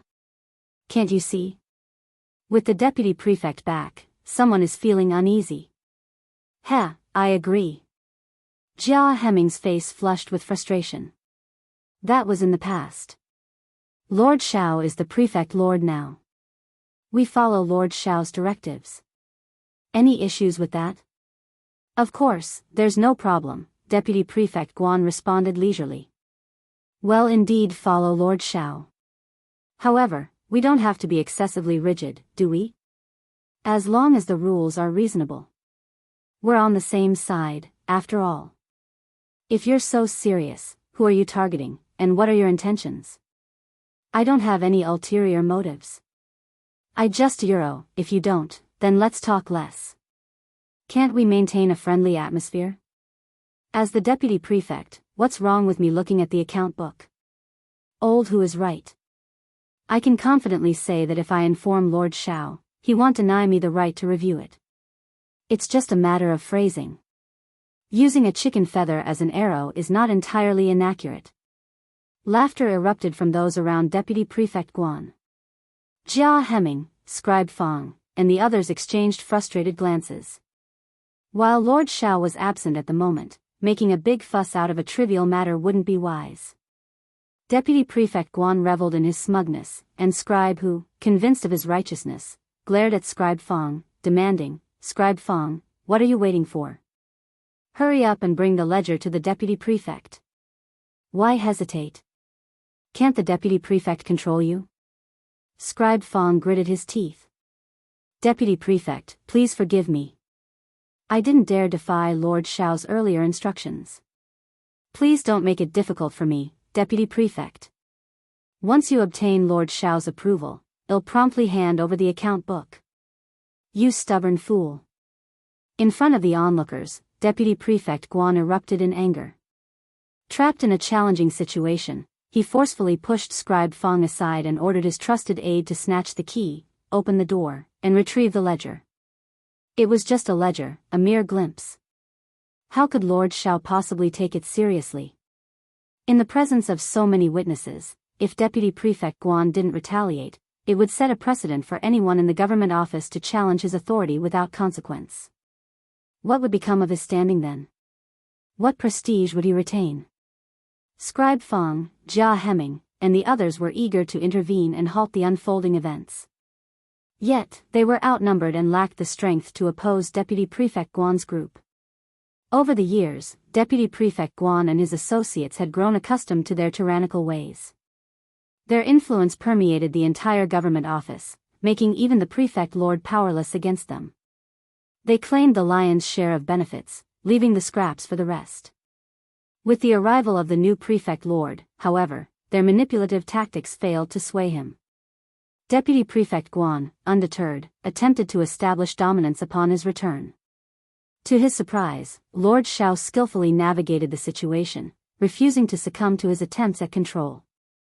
Deputy Prefect Guan insisted on his recovery, showing indifference to other matters. Yet, Lord Xiao didn't yield to his demands. Now, realizing that additional benefits were unattainable, their frustration and anger were palpable. Chapter 1742, Robbery. Deputy Prefect Guan seized the chance to provoke Lord Xiao, capitalizing on his silence to entice others into mischief. Individuals accustomed to enjoying perks were reluctant to relinquish them easily. Wielding the account book, Deputy Prefect Guan taunted Scribe Fang, sneering, "No need to look so despondent. I'll return it once I'm done. What use do I have for this? Can you eat it? You should have handed it over earlier instead of creating a scene." Indeed. Looks like he prefers the hard way. I extended an olive branch, but he rejected it. He's not shameless, he's just overconfident. Ha ha ha, exactly. Scribe Hu and his cohorts mocked and jeered, escorting Deputy Prefect Guan away. With nothing more to witness, the timid ones discreetly retreated to resume their tasks. Those with a close rapport with Scribe Fang remained, offering support and solace. At that moment, Sun Bai, Qing Yan, and others entered with Xiao Yunduan. Frowning upon hearing the report, Xiao Yunduan inquired, "What's happening?" Lord Xiao." Everyone greeted him hurriedly. Scribe Fang bowed, cupping his hands. "I've disappointed you, Lord." Deputy Prefect Guan took the ledger. "I failed in my duty. Please punish me, Lord." Xiao Yunduan wore a cold expression, his dark eyes inscrutable. The deep red uniform added to his aura of authority. Casting a glance at Scribe Fang, he uttered a few indifferent words from his thin lips. "I've made it clear that if you fail, there will be consequences. You're sentenced to 2 months of punishment. Repeat the offense, and it'll be 6 months. Hearts skipped a beat among the onlookers. Some had contemplated pleading for Scribe Fang, but fear silenced them. "Yes, thank you, Lord." Scribe Fang accepted his punishment respectfully. Lord Xiao had warned him earnestly when assigning the task, even offering the option to decline if he found it challenging. Scribe Fang, however, perceived it as a straightforward assignment. After all, wasn't it merely obtaining approval to access various account books? He failed to realize the complexity of the situation in An's province. Back in the office, Xiao Yunduan coldly summoned Deputy Prefect Guan and all the scribes present. Deputy Prefect Guan and his companions were joyously examining the ledger together. Upon seeing over 20,000 taels of silver in the account book, excitement surged. They declared that everyone had worked hard lately and proposed sharing the silver among themselves. With more than 20,000 taels, each person stood to gain a significant amount. One individual grumbled, questioning why Lord Xiao, clearly affluent, couldn't allocate more than 100,000 taels for his own family. Despite repaying debts, he wasn't lacking funds. Why the rush? Any surplus silver should be utilized within the government office first. If Lord Xiao owed money to other families, they wouldn't insist. In their opinion, Lord Xiao was overly frugal. As they discussed, Xiao Yunduan arrived to summon them. The room fell silent, all eyes turning to Deputy Prefect Guan. Chapter 1743, Punishment. Deputy Prefect Guan felt no fear, only a slight thrill of excitement. Winning this confrontation meant retaining control in the government office, and he was determined to emerge victorious. Since Lord Xiao is extending an invitation, let's proceed. Ai stood guard at Xiao Yunduan's office door, permitting only Deputy Prefect Guan inside. The rest were left outside, the door ajar. Xiao Yunduan sat in the main seat with Jia Hemming and Scribe Fang flanking him. Scribe Hu, unfazed, feigned ignorance of the blockade. With a smile, he strolled behind Deputy Prefect Guan as if all was normal. Ai, brandishing his saber, halted him sternly. "Lord didn't invite you in.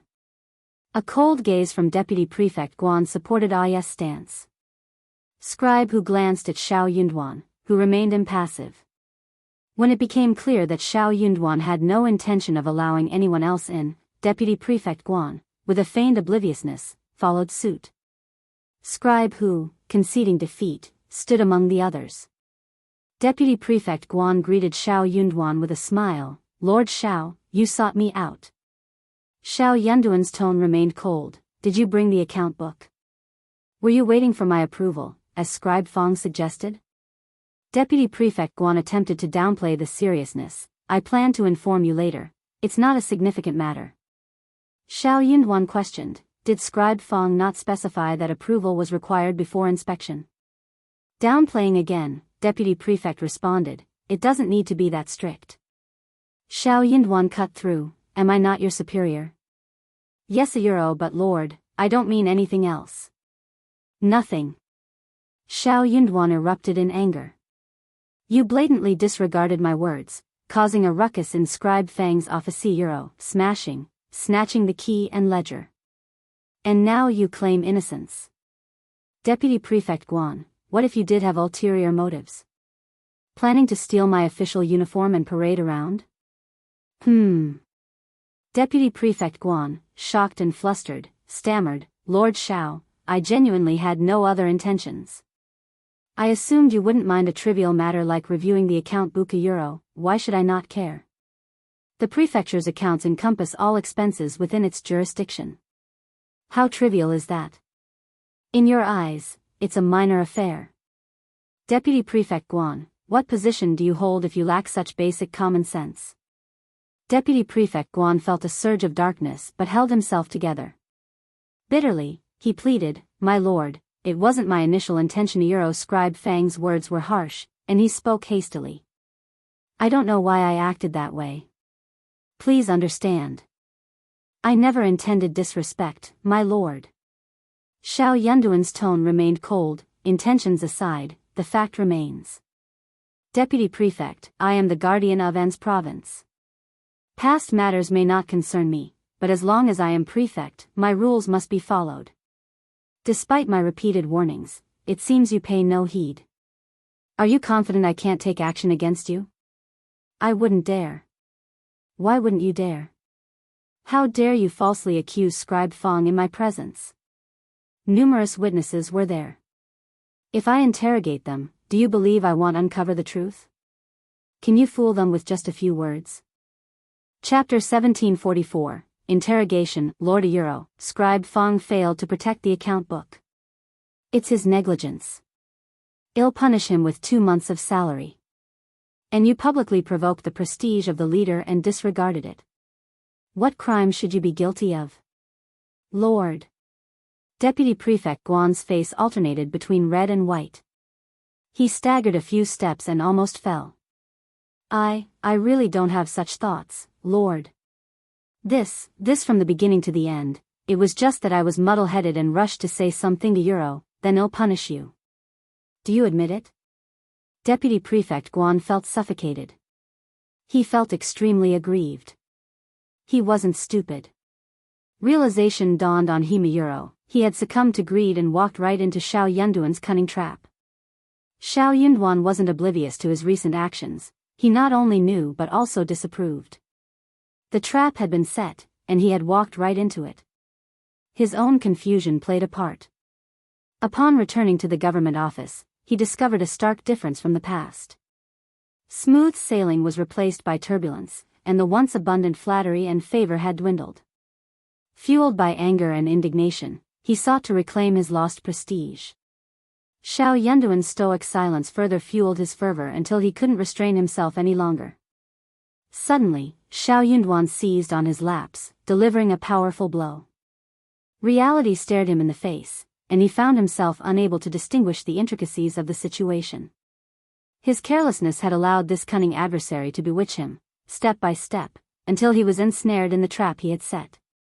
Deputy Prefect Guan found himself in a mix of terror and fury, his indignation growing. An inner voice raged, "I'm only leveraging my position as prefect. That's all I have. Using it to assert dominance over others. In his mind, if he were the prefect, Xiao Yunduan would be inconsequential. How could he dare to scheme against him? His defeat wasn't to any other force but to the position of prefect. It should have been rightfully his, a culmination of years of hard work. Xiao Yunduan had snatched away the seat that should have been his, intending to degrade him in the process. "Ill heed my lord's words, Sayuro," Xiao Yunduan retorted. "You're not heeding me, you're adhering to court rules. Punishment will follow the rules, and any repeat offenses will face harsher consequences. As long as you fulfill your duties and stay loyal to the court, I won't mistreat you.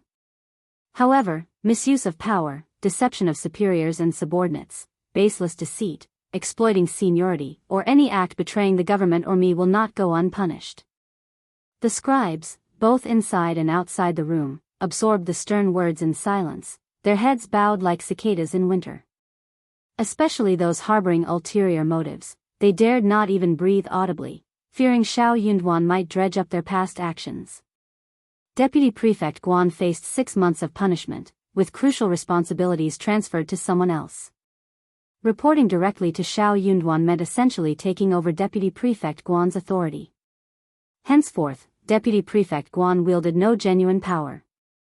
This incident served as a stark reminder for the Scribes Euro. They were now under the authority of Lord Xiao in the government office.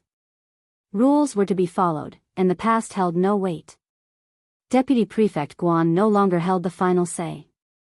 Xiao Yunduan took decisive action, expelling only those directly involved: Euro, Scribe Hu, the key snatcher, and Deputy Prefect Guan's enthusiastic laquais Euro, from the government office. Amidst tearful pleas, Xiao Yunduan remained indifferent, instructing the bailiffs to escort them out. An official notice was promptly displayed, outlining the reasons for their dismissal, aimed at preemptively curbing any potential rumors from circulating beyond the office's confines. Chapter 1745. Zhao Shu is here. In reality, they likely lacked the courage to do so. Crossing the prefect lord would undoubtedly lead to unfavorable consequences. Deputy Prefect Guan remained silent, not uttering a word on their behalf. It wasn't that he had no desire to speak up, rather, he found himself incapable of doing so. What words could he offer? Xiao Yunduan had no intention of granting him any reprieve, only seizing the chance to taunt him. To onlookers, Deputy Prefect Guan appeared heartless and cold-hearted. Despite the personal motivations of Scribe Hu and the others, many had earnestly supported Deputy Prefect Guan. Now, facing punishment, he didn't lift a finger in their defense. The scribes who initially sought favor with Deputy Prefect Guan recalibrated their plans upon witnessing this unfolding drama. The spectacle that had spanned several days finally reached its conclusion, promising a newfound quietness. This was Xiao Yunduan's primary concern. As his wife's pregnancy progressed, Xiao Yunduan wished for a serene period before the birth. A few days post-Dragon Boat Festival, Zhao Shu, accompanied by Uncle Qing, Aunt Qing, and others, arrived in An's province. Coming from Shouting Village, Zhao Shu exuded confidence as he knocked on the back office's door in An's province.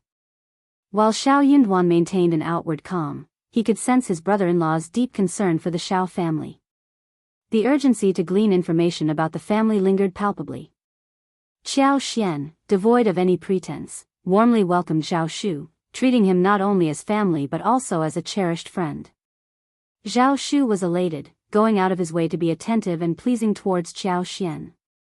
While not inherently scheming, he recognized that winning Madame Xiao's favor would pave an easier path to communicate with Lord Xiao. Preemptively, before any inquiries, Zhao Shu shared updates on the Xiao family's situation and handed over a letter from the family's first section. Qiao Xian and Xiao Yunduan, after reading the letter, found reassurance in the knowledge that all was well back home. Miss Fang's joy upon learning of Qiao Xian's pregnancy prompted her to seek blessings at the temple. The letter emphasized Xiao Yunduan's responsibility in caring for Qiao Xian during her pregnancy. Expressing familial concern, the letter urged them to prioritize their well-being, emphasizing that nothing outweighed the importance of their lives. In case of any adversity, they were instructed to prioritize their safety. Qiao Xian and Xiao Yunduan exchanged perplexed glances. The letter Yuezheng Xiao brought back made no mention of An's province. Given the distance, it seemed implausible that their families could be aware of the situation there. Wuxia Xianxia was known for his reserved nature. Xiao Yunduan turned to Zhao Shu, questioning, "How does our family know about An's province? How did they find out?" Annoyance crept into Zhao Shu's tone. "Elder brother Xiao, sister-in-law, it wasn't me. I swear, Uncle Qing, Aunt Qing, and brother Yuezheng, none of them spilled a word. It's all Xiao Lulang. Only he has a loose tongue, only he understands the Euro." Xiao Xian and Xiao Yunduan shared their frustration, muttering, "Him again." As a cultivated talent, Xiao Lulang's expanded social circle likely contributed to his newfound connections. Being cousins, he and Xiao Yunduan were perceived as amicable, making him a likely source of information for outsiders. Chapter 1746, Discussion in the village. It wasn't surprising that Xiao Lulang, being more well-connected, possessed additional information. However, anything that escaped Xiao Lulang's lips was bound to be framed in a manner disadvantageous to the first section of the family. Indeed, that turned out to be the case. Upon receiving Xiao Yunduan's letter, announcing his appointment as the prefect of An's province, the entire family and villagers celebrated. Becoming officials in the capital and local areas was a cause for joy, especially when the role was as prestigious as a prefect, surpassing even that of a county magistrate. Yet, Xiao Lulang created a commotion, asserting that Xiao Yunduan must have offended someone within 500 meters of the capital, leading to his exile to An's province. In official terms, this was labeled as exile. Upon reflection, the capital was directly under the emperor's purview. Every official aspired to serve there, putting forth their best efforts to secure a position. The idea of willingly leaving the capital seemed preposterous. Moreover, An's province wasn't just any Plessis Euro, it was described by Xiao Lulang as a den of devils, a remote village plagued by bandits. Painting a grim picture, Xiao Lulang, along with third uncle and Ms. Ma, painted a vivid, though entirely fictional, portrayal. According to them, Xiao Yunduan and Xiao Xian were enduring a wretched life in An's province, their heads in constant jeopardy. Third uncle compassionately suggested to eldest uncle that Xiao Yunduan and Xiao Xian should return. He argued that Xiao Yunduan, having offended the capital's nobles, faced exile to a perilous location, signaling the end of his official career. In their view, resignation and prompt return seemed the prudent course. Why risk a terrible fate in a place like An's province? Eldest uncle found himself succumbing to internal panic, swayed by third uncle's arguments. The notion of family outweighing all else resonated with him. They lacked nothing at home, and even if Xiao Yunduan relinquished his official position, it should matter little. Life was the paramount concern. Miss Fang, incensed, scolded third uncle and chided eldest uncle for his perceived foolishness. Is Yunduan foolish? Does he lack a plan? He surely has reasons for his actions. Do you possess greater insight than him? Does the third branch know more than him? She dismissed the notions of offending nobles, exile, and bandit nests as baseless, attributing them to Xiao Lulang's nonsensical ramblings. She questioned his authority to speak on the capital, labeling him as foolish and spouting nonsense, highlighting her trust in her son. Xiao Lulang, recognizing Ms. Fang's displeasure, capitalized on the situation, fueling unfriendly rumors in neighboring villages. The first section of the Xiao family had led Xiaoding village to prosperity, with the surrounding villages benefiting from the trade of potatoes, tea leaves, cassavas, and more. While many expressed gratitude, envy and jealousy were inherent in human nature. Certain individuals harbored ill will, eager to hear negative news about their prosperous neighbors. Regardless of the veracity, they propagated it as truth, reveling in the misfortune of others. The Xiao family's first section, enraged, found themselves powerless against this tide of malicious gossip. Zhao Shu arrived at this moment. Furious, Zhao Shu stepped in to support Xiao Yunduan and Xiao Xian. As a wealthy man from prosperous Jiangnan Hangzhou, his credibility far surpassed that of Xiao Lulang. His arrival in Xiaoding village brought assurance and credibility to counter the malicious rumors. Chapter 1747, Clarification. Zhao Shu felt that the current situation warranted more clarification. He dispatched someone to the province to inform Wuxia Xianxia about the misunderstandings and requested his presence if he could spare the time. Wuxia Xianxia, having recently visited An's province, possessed first-hand knowledge of the circumstances. Putting aside his responsibilities, he promptly made his way. A sense of remorse engulfed him. Who could have foreseen such complications arising from a simple letter delivery? Wuxia Xianxia sought to dispel the rumors, offering intricate details about the prosperous state of An's province. Lord Xiao and Madame Xiao thrived there, and Xiao himself had developed a fondness for the region during his extended stay. In fact, he had left his managers and assistants there, with plans to expand the Wuxia family's business by acquiring a few shops. Why would I invest if things were amiss? He countered. Regarding the bandit rumors, Xiao clarified that it was a historical misconception based on the region's terrain. While there were once fugitive bandits in the mountains, it was not a current reality. Addressing the misconception about Lord Xiao's move to An's province, Xiao debunked the notion of exile. Instead, it was a strategic move to gain valuable experience for future promotions, a common practice in bureaucratic circles. In a stern plea, he urged everyone to refrain from spreading baseless rumors. Lord Xiao's return should not be marred by malicious gossip, and Xiao hinted at potential consequences for those who engaged in such activities. The first section of the family of the Xiao family straightened up. Most people came to a realization and expressed, "I see." Everyone felt assured and started to comfort Miss Fong and the others. The gossip-mongers found themselves gripped by fear, regretting their loose tongues and praying that Xiao Yunduan wouldn't return seeking retribution. Suddenly, these very individuals became the most vocal defenders of Xiao Yunduan, vehemently claiming they were misled by false rumors.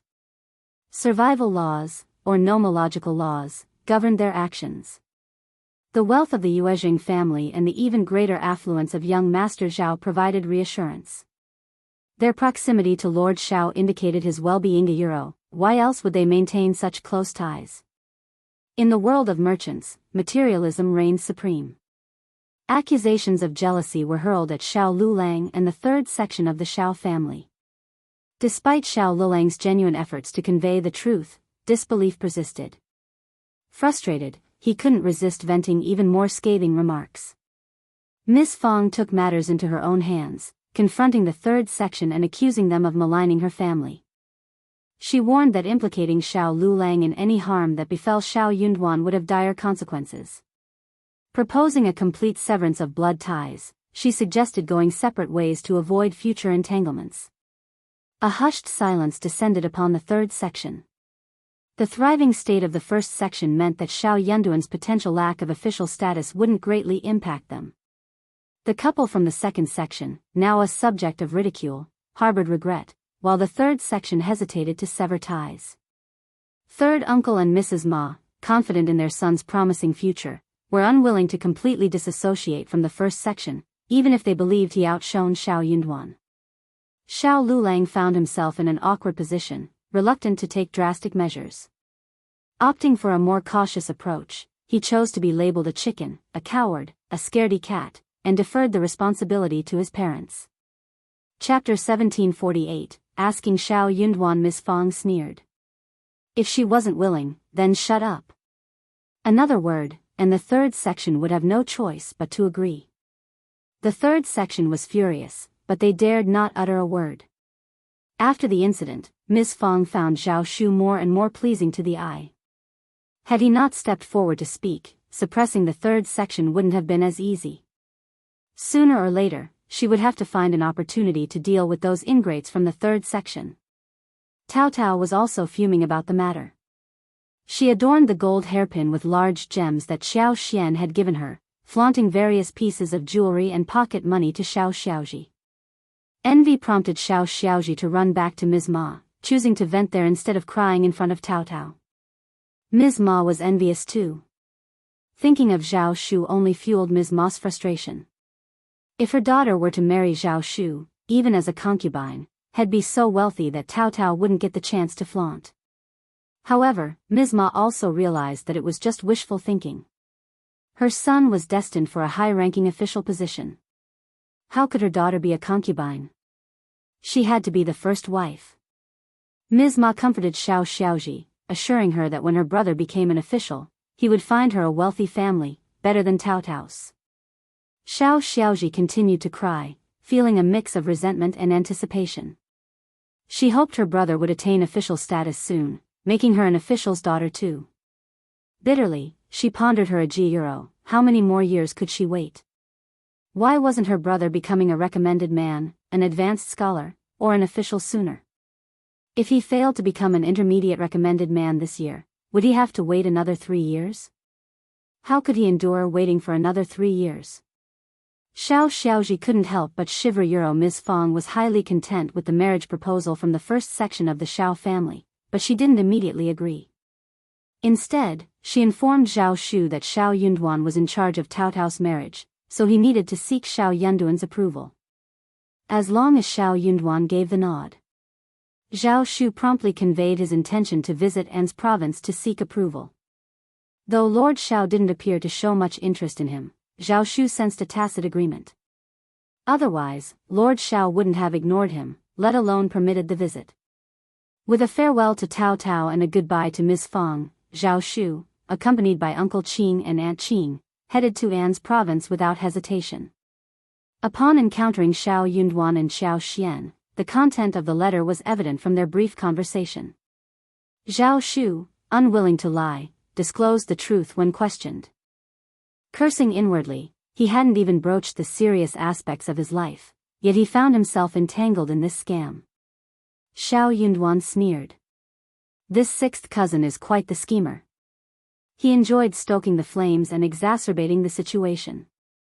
Concerns about Zhao Shu's potential official career arose. It seemed he might face trouble ahead. Despite the initial skepticism, Xiao Yunduan reconsidered his opinion of Zhao Shu, appreciating his willingness to support the family. The recent discussion about Xiao Lulang had left a lingering tension, but Zhao Shu had to set aside his intended remarks. He updated Xiao Yunduan and Xiao Xian on family matters, presenting the special gifts they had requested.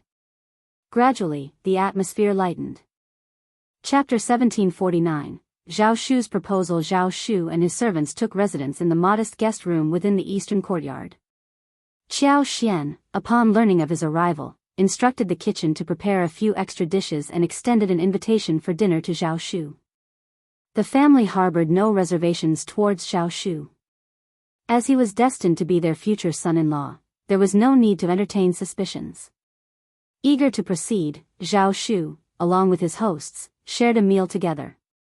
As they sat in the parlor sipping tea, Zhao Shu finally rose, offering a deep bow to Xiao Yunduan and Xiao Xian, and broached the subject of marrying Tao Tao to Xiao Yunduan. The air froze. Xiao Yunduan raised his eyebrows. Xiao Xian looked at him and then at Zhao Shu, and smiled. She didn't say anything. She knew very well what her husband was thinking. This matter had been going on for so long. It was time for an outcome. Otherwise, it would be unfair to Zhao Shu and Tao Tao. It wasn't that her husband held any disdain for Zhao Shu, but he found it difficult to part with his only sister. As Xiao Xian contemplated Xiao Yunduan's silence, on the verge of suggesting a need for further consideration, Xiao Yunduan interjected, "Is this how you propose?" Taken aback, Zhao Shu's nerves kicked in immediately. "Huh," he stammered. "I am very sincere, Brother Xiao. I promise to treat Tao Tao well, sparing her any grievances. I'll ensure her happiness every day. If not, Brother Xiao and sister-in-law, you can hold me accountable. I won't have any complaints and I won't take a concubine. Not even a maid. I'll be loyal to Tao Tao. Xiao Yunduan shot him a glance, halting his rambling. Elder brother Xiao unable to contain herself, Xiao Xian let out a snicker. This brother-in-law truly lacked any temper. Where could she find such a wealthy and easily manageable brother-in-law?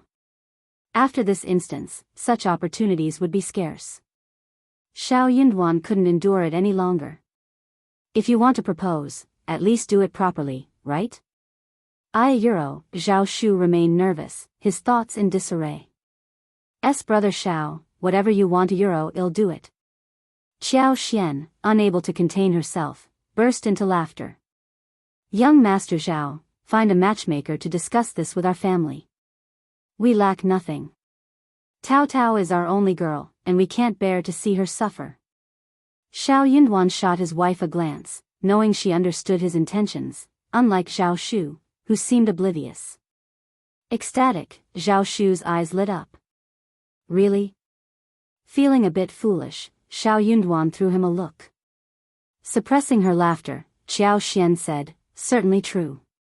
Remember your promises to Dai Euro, treat Tao Tao well and spare her any suffering. Zhao Shu's grin reached from ear to ear. He nodded vigorously. No worries, no worries. Sister-in-law, brother Xiao, rest assured. I'll treat Tao Tao well, I swear. No need to swear. Well, judge by your actions. If you disappoint Tao Tao, we won't let you off. Since you're genuinely interested, go and formally propose. Whether she accepts is up to Tao Tao. Zhao Shu continued nodding with a wide smile. Yes, yes, yes. Thank you, brother Xiao, sister-in-law, for making my wish come true, hee hee. Chapter 1750, consider it a agreement certainly, Tao Tao would be willing. She liked Zhao Shu too, and their exchanged glances spoke volumes, despite their lack of physical intimacy. Tao Tao's blushes during their conversations were telling, and she had graciously accepted the thoughtful and expensive gift he gave her. While the gifts weren't exclusively for Tao Tao, hers was particularly lavish and considerate. If it were intended for her alone, she might have hesitated. In return, Tao Tao had gifted him with various food specialties. Although he secretly desired items like a handkerchief or pouch, he refrained from asking, understanding that such gifts were not easily given by girls. Her restrained nature only deepened his admiration. Even Aunt Qing and Uncle Qing praised her for understanding boundaries. Once engaged, they would be family, eliminating the need for such reservations. If he expressed his desire for a handkerchief or a sachet, would Tao Tao willingly provide them? He had carefully chosen many gifts for her, investing considerable effort. Surely, Tao Tao would appreciate them. Not only could he freely exchange gifts with her, but they would also have the opportunity to converse privately. Perhaps, he could even touch her Hansayuro. Surely, Tao Tao wouldn't object, right? The more Zhao Shu dwelled on these thoughts, the more delightful they became. He couldn't help but break into a foolish, happy laugh. His expression was too obvious. Xiao Yunduan raised his eyebrows and got very angry. Qiao Xian coughed and said to Zhao Shu, young Master Zhao, you must be tired from the journey. Go back and rest. All right, all right. I won't disturb your rest. Don't worry, elder brother Xiao and sister-in-law. I'll get some matchmaker to propose tomorrow. With a smile, he added, I'll go too. Qiao Xian found it funny, thinking that he was not tired at all. Zhao Shu left happily. His feet felt light, as if he was floating in the air, feeling refreshed. What he had pondered for so long was finally materializing. After a prolonged period of weighing pros and cons, he could finally find solace. Ah, the weather was truly splendid. The moon shone brightly, and the stars scattered across the sky. Upon Zhao Shu's departure, Qiao Xian couldn't contain her laughter. She cast a playful glance at Xiao Yunduan and remarked with a smile, from now on, you ought to treat young Master Zhao even better. After all, we're family. Xiao Yunduan sighed and took hold of Qiao Xian's hands. Reflecting on the swift passage of time, he mused, Tao Tao, in my mind, remains petite and young. I never expected her to be betrothed so swiftly. I hope Zhao Shu keeps his word and treats her well. Qiao Xian smiled gently. Young Master Zhao seems genuinely caring. Our Tao Tao is a wonderful girl, and their future should be bright. Moreover, with my husband by their side, there will be an added layer of protection. Rejuvenated, Xiao Yunduan smiled at Qiao Xian. For the sake of my wife, our children, and our family, I must persevere at the very least. He needed to continue his official duties. Accumulate experience and merits, secure a higher position before contemplating other plans. Qiao Xian chimed in. It's not as dire as it seems. Even if my husband were to retire from officialdom, with our current wealth, no one could intimidate us. No need for him to burden himself excessively. Xiao Yunduan laughed, drew Xiao Xian close, and planted a gentle kiss on her. I know what I'm doing. Don't fret, my heart will acquire. The two shared a smile, and Xiao Xian's heart softened as she nestled into his embrace. Time flew by swiftly. Tao Tao was on the verge of marriage, and they were soon to be parents. Chapter 1751. Excited Zhao Shu was overflowing with joy, so much so that he couldn't sleep a wink that entire night. Uncle Qing and Aunt Qing shared in his happiness. Witnessing his excitement, they found themselves torn between laughter and tears. Anxious to make preparations, Zhao Shu needed to return to Yuzhang the following day. While not as prosperous as Jiangnan, Yuzhang, being a provincial city, offered access to goods from both the north and south. The marriage proposal was merely the beginning. The actual purchases would take place in Yuzhang. Afterward, he planned to acquire a spacious house in Yuzhang province. This would not only serve as a convenient residence for him and Tao Tao but also accommodate the betrothal gifts he had prepared in Jiangnan. Anticipating his brother's extended stay in An's province, Zhao Shu considered buying a house there as well. When Xiao Yunduan settled down, Zhao Shu envisioned picking up Tao Tao and her mother to visit and stay for a while. Surely, Tao Tao would be delighted, earning praise from her mother-in-law. Amidst his joyous planning, Zhao Shu overlooked the fact that his future mother-in-law was the Lord's biological Sonayuro, an official in An's province. It only made sense to stay with his biological son, not in a house bought by his son-in-law. Xiao Xian advised Zhao Shu to rest for a couple of days before departing, and Xiao Yunduan shared a few words with him.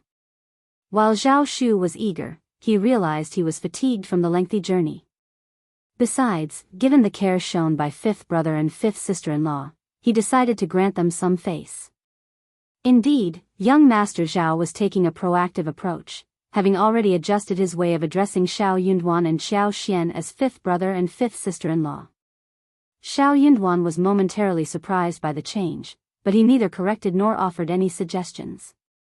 Instead, he silently consented. Feeling increasingly self-assured, Zhao Shu's self-importance grew. Xiao Xian chuckled inwardly. This Zhao Shu was truly entertaining. Having spent 2 days in An's province, Zhao Shu embarked on his journey to Yuzhang, serving as a messenger for Xiao Yunduan and Xiao Xian. Ecstatic, Zhao Shu set off without the accompaniment of Aunt Qing and Uncle Qing. They watched with smiles, sighing with relief. Young master's marriage is finally settled. Shortly before the new year, the clan leader sent a letter urging Zhao Shu's swift return to Euro, for no reason other than his impending marriage. Since Zhao Shu's adoption, numerous individuals within the clan eyed his marriage prospects. The threshold of the clan leader's family was nearly worn down. The clan, relatives, and friends were all fervently eager to share potential matches for Zhao Shu. After all, the wealth of Zhao Shu's family, bereft of direct elders, was immense. Just the 100,000 mu of mulberry fields alone generated an annual income of 700,000 to 800,000 taels of silver, a staggering wealth that many dared not imagine. Success in marrying into the family would make the in-law family Zhao Shu's closest relative and elder. This opportunity promised newfound prosperity, tempting many. The patriarch's daughter-in-law, faced with the realization that her maternal family lacked a suitable girl for marriage, was on the brink of despair. She had missed a golden opportunity and was determined to rectify it. Who wouldn't be enticed by such a favorable arrangement? Now, with nothing else to occupy her thoughts, the patriarch's daughter-in-law resolved to assist anyone willing to offer sufficient benefits. Chapter 1752. Dumbfounded, she accused Zhao Shu of being overly petty. In a logical sense, Zhao Shu had adopted the patriarch's late younger brother, making the patriarch's family his elders. Therefore, it was only fair for him to delegate responsibilities to manage his business. However, Zhao Shu remained adamant, even resisting the pressure from the clan. He hadn't returned, making it inappropriate to press the matter further. This time, they called him back for 2 reasons: his impending marriage and the desire to intervene in his business affairs. Even if they had parted ways, they were still his elders. When the time came to reprimand him, he would have to show some deference. The Zhao family clan buzzed with activity, resembling a revolving door or a game of musical chairs. The patriarch's wife assumed an air of importance, as if she held Zhao Shu's family matters in her grasp. Upon Zhao Shu's return, his eyes gleamed upon hearing the patriarch and his wife discussing the marriage. Feeling slightly embarrassed, he smiled and admitted, I originally planned to inform you about this upon my return. I've taken a liking to a girl and was about to propose. The patriarch and his wife were taken aback, exchanging astonished glances. This person had actually set his sights on someone outside the clan? Unthinkable. He couldn't possibly do this. Quickly, the patriarch's wife interjected, Shu, you're still young and inexperienced. The world can be treacherous, and with your family's wealth, you need to be especially cautious outside. Who knows if others have their eyes on your assets? Falling prey to those with ill intentions could lead to trouble. The patriarch nodded in agreement. Zhao Shu felt displeased upon hearing this. He swiftly clarified, Auntie, you've misunderstood. The girl I like comes from an exceptional family. Her brother is the newly appointed primus by the emperor this year. He currently holds the position of a fifth-ranked minister counselor in the Ministry of Revenue in the capital and enjoys favor from the emperor and the crown prince. How can such a family not be esteemed? The patriarch's wife froze in surprise. However, the patriarch's expression soured. Did that girl personally confirm this? Something doesn't add up. While I may not be well versed in bureaucratic matters, don't all new primuses join the Hanlin Academy initially? It takes several years to progress to the 6 divisions, right? Moreover, attaining the 5th rung Kaiyuro, this is a significant official position. How could one suddenly rise to such a rank? The patriarch's wife chimed in, exactly. It's obvious that this is a fabrication. If you can concoct such a ludicrous lie, what does it say about your character, Auntie? Zhao Shu interrupted her unhappily. You've misunderstood. I spent a considerable time in the capital and happened to become friends with the newly appointed top scorer, Lord Xiao. I only discovered his sister later. How could this be a lie? No one would dare fabricate such a story. Brother Xiao is exceptionally capable and stands out among the primuses. The emperor and the crown prince hold him in high regard, so it's not surprising that he achieved a 5th rank position at such a young age. If uncle doubts my words, you can verify it by asking around in the capital. Though Zhao Shu felt a twinge of guilt for not disclosing Xiao Yunduan's impending departure from the capital, he wasn't lying. Everything he said was true. While working with Xiao Xian to resolve the Zhao family's issues, he refrained from divulging certain details to maintain credibility. Yet, he wouldn't permit anyone to besmirch Tao Tao and the Xiao family.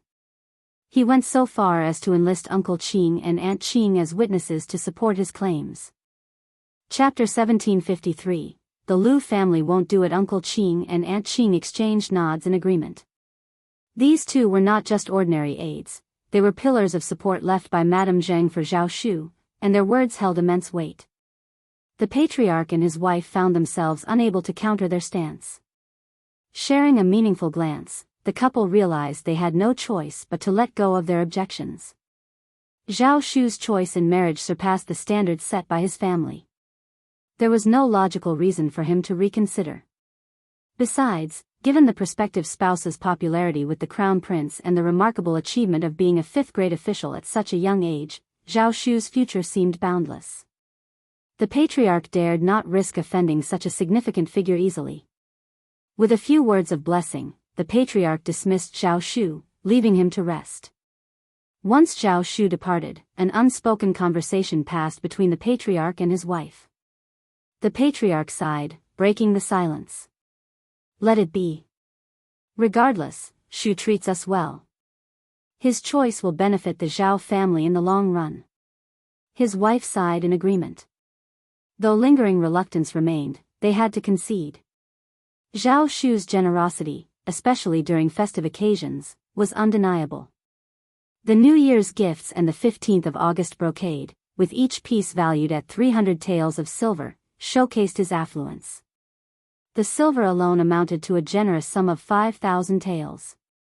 Comparatively, Zhao Mu paled in comparison. The matter seemed settled, but when the patriarch's wife confided in her cousin, Mrs. Lu, about Zhao Shu's choice, Mrs. Lu was taken aback and displeased. Initially confident in the match, Mrs. Lu had assumed Zhao Shu, with no other elders to consider, would naturally heed the suggestions of the patriarch and his wife. She had already envisioned the calculation of Zhao Shu's assets. Mrs. Lu had meticulously planned everything. Once her youngest daughter was engaged to Zhao Shu, she intended to have them married within the next 2 to 3 months. Considering Zhao Shu's age, it was high time for him to settle down. Post-wedding, she envisioned a stint at Zhao Shu's residence to assist her daughter in managing the household. Anyone deemed unruly or disobedient would be promptly dismissed. Her strategic move involved entrusting her son, daughter-in-law, 2 other daughters, and son-in-law with the responsibilities of the Zhao family's business. They were family, and Mrs. Lu insisted on their active involvement, unwilling to let outsiders take charge. Mrs. Lu felt empowered to scheme in such a way because she perceived Zhao Shu as vulnerable, lacking parents or siblings. In due time, she would become his mother-in-law and the closest elder in his Lifeuro. How could he possibly resist? Mrs. Lu went so far as to inquire about Zhao Shu's assets, piecing together enough information to fuel her excitement. As she shared her plans with her family, excitement rippled through them as well. Despite Mrs. Lu and her husband urging caution and discretion about their newfound wealth, their secrecy didn't last long. Once the news broke, it spread like wildfire. The sons and daughters-in-law of the Lu family, unable to contain their enthusiasm, inadvertently leaked the information. Despite fervent warnings to keep it under wraps, word got out. Rumors echoed throughout the community, with even the youngest child in the neighborhood supposedly aware that the Lu family's youngest daughter was on the verge of marrying the wealthiest man in Yangzhuairo, Zhao Shu. The Lu family's fortune seemed destined to soar. Just as the Lu family reveled in their imminent prosperity, the wife of the Zhao family's patriarch abruptly instructed them to abandon their plans. Letting go of such aspirations proved to be an unbearable task for the Lu family. Chapter 1754. Bewitchment. Mrs. Lu seethed with anger, her chest turning cold, and her vision threatening to black out a euro. She was on the verge of fainting. The audacity of the situation felt like an outright betrayal.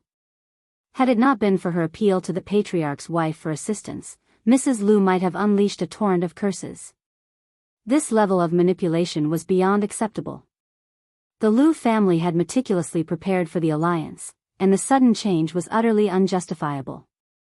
The patriarch's wife's directive to forget it sounded absurd. How could they simply erase such elaborate plans? The shame would be insurmountable, tarnishing their standing with relatives, friends, and neighbors.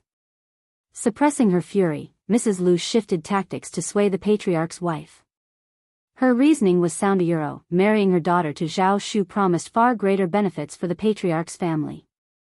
Mrs. Lu made a generous promise, emphasizing the potential advantages for both families. She insinuated that when the time came, members of the patriarch's family could actively participate in managing Zhao Shu's assets.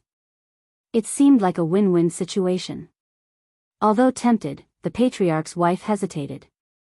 Instead of immediate agreement, she approached Zhao Shu, subtly suggesting that he involve her 2 sons, brothers, and nephews in their plans. Zhao Shu found the suggestion distasteful. Flatly refusing, he clarified that while Uncle Qin could arrange suitable positions for them, adherence to rules was non-negotiable. Not everyone could become a manager, let alone assume a chief managerial role right from the start.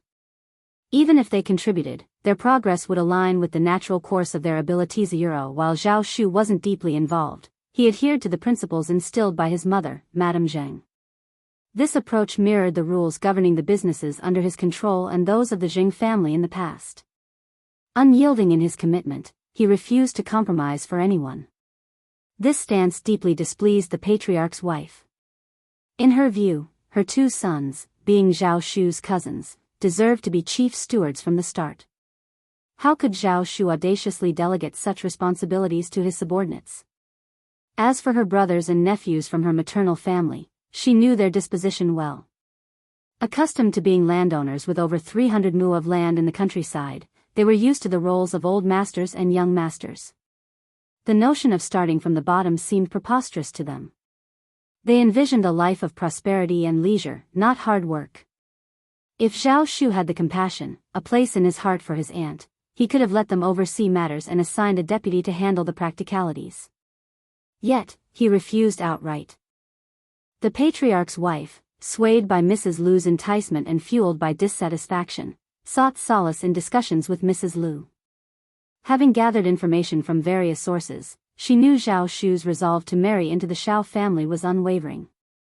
Fueled by discontent and anger, she began entertaining malicious thoughts. Her first scheme involved orchestrating a chance encounter between Miss Lu and Zhao Shu. A carefully arranged meeting could create an illusion of fate, fostering love at first sight. Assuming Miss Lu presented herself as a delicate beauty, coupled with the orchestrated encounter, there was a chance Zhao Shu might be swayed. In an unexpected turn, Zhao Shu sprinted away at the sight of the seemingly serendipitous meeting, petals falling from the sky like discarded dreams. Chapter 1755, Scheme failed. Miss Lu, being a girl, couldn't shake off her shyness. Despite the awareness that the entire affair reeked of manipulation, she still harbored the romantic notions of a young girl.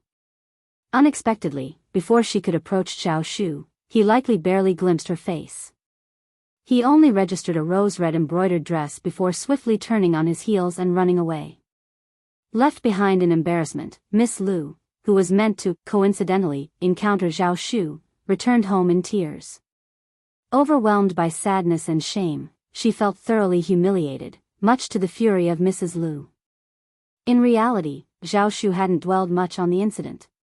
He was simply exercising caution. While strolling through the plum trees, he spotted a girl in vibrant attire. Sensing a potential gossip risk, he opted for a hasty retreat to avoid implicating her reputation. A gentleman at heart, he wouldn't indulge in wicked actions.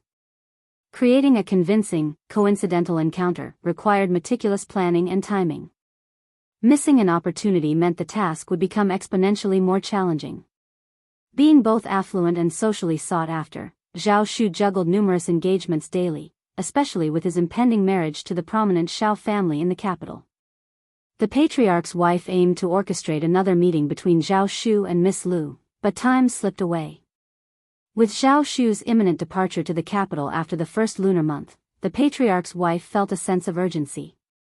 Though conflicted, Mrs. Lu, resolute and unyielding, persisted in her quest to rectify the situation. While not an original strategy, its success, if achieved, would be an undeniable victory. Zhao Shu would find it impossible to renege on his commitment. Both the Lu family and the patriarch's wife were resolute in ensuring Zhao Shu didn't backtrack on his commitment. The patriarch's wife, although initially hesitant, harbored fears of failure and potential future animosity from Zhao Shu. On the other hand, Mrs. Lu, driven by determination, relentlessly persuaded and urged the wavering patriarch's wife until she succumbed. Opting for a seemingly easier route, the patriarch's wife clandestinely instructed her son to accompany Zhao Shu to gatherings and ensure he consumed enough alcohol to induce inebriation. It was a calculated move, anticipating that something would transpire in such a vulnerable state. Moreover, the blame could conveniently be shifted to Zhao Shu. If her son claimed ignorance due to intoxication, Zhao Shu would find it challenging to defend himself. This would leave him beholden to Miss Lu and susceptible to any requests the Lu family made.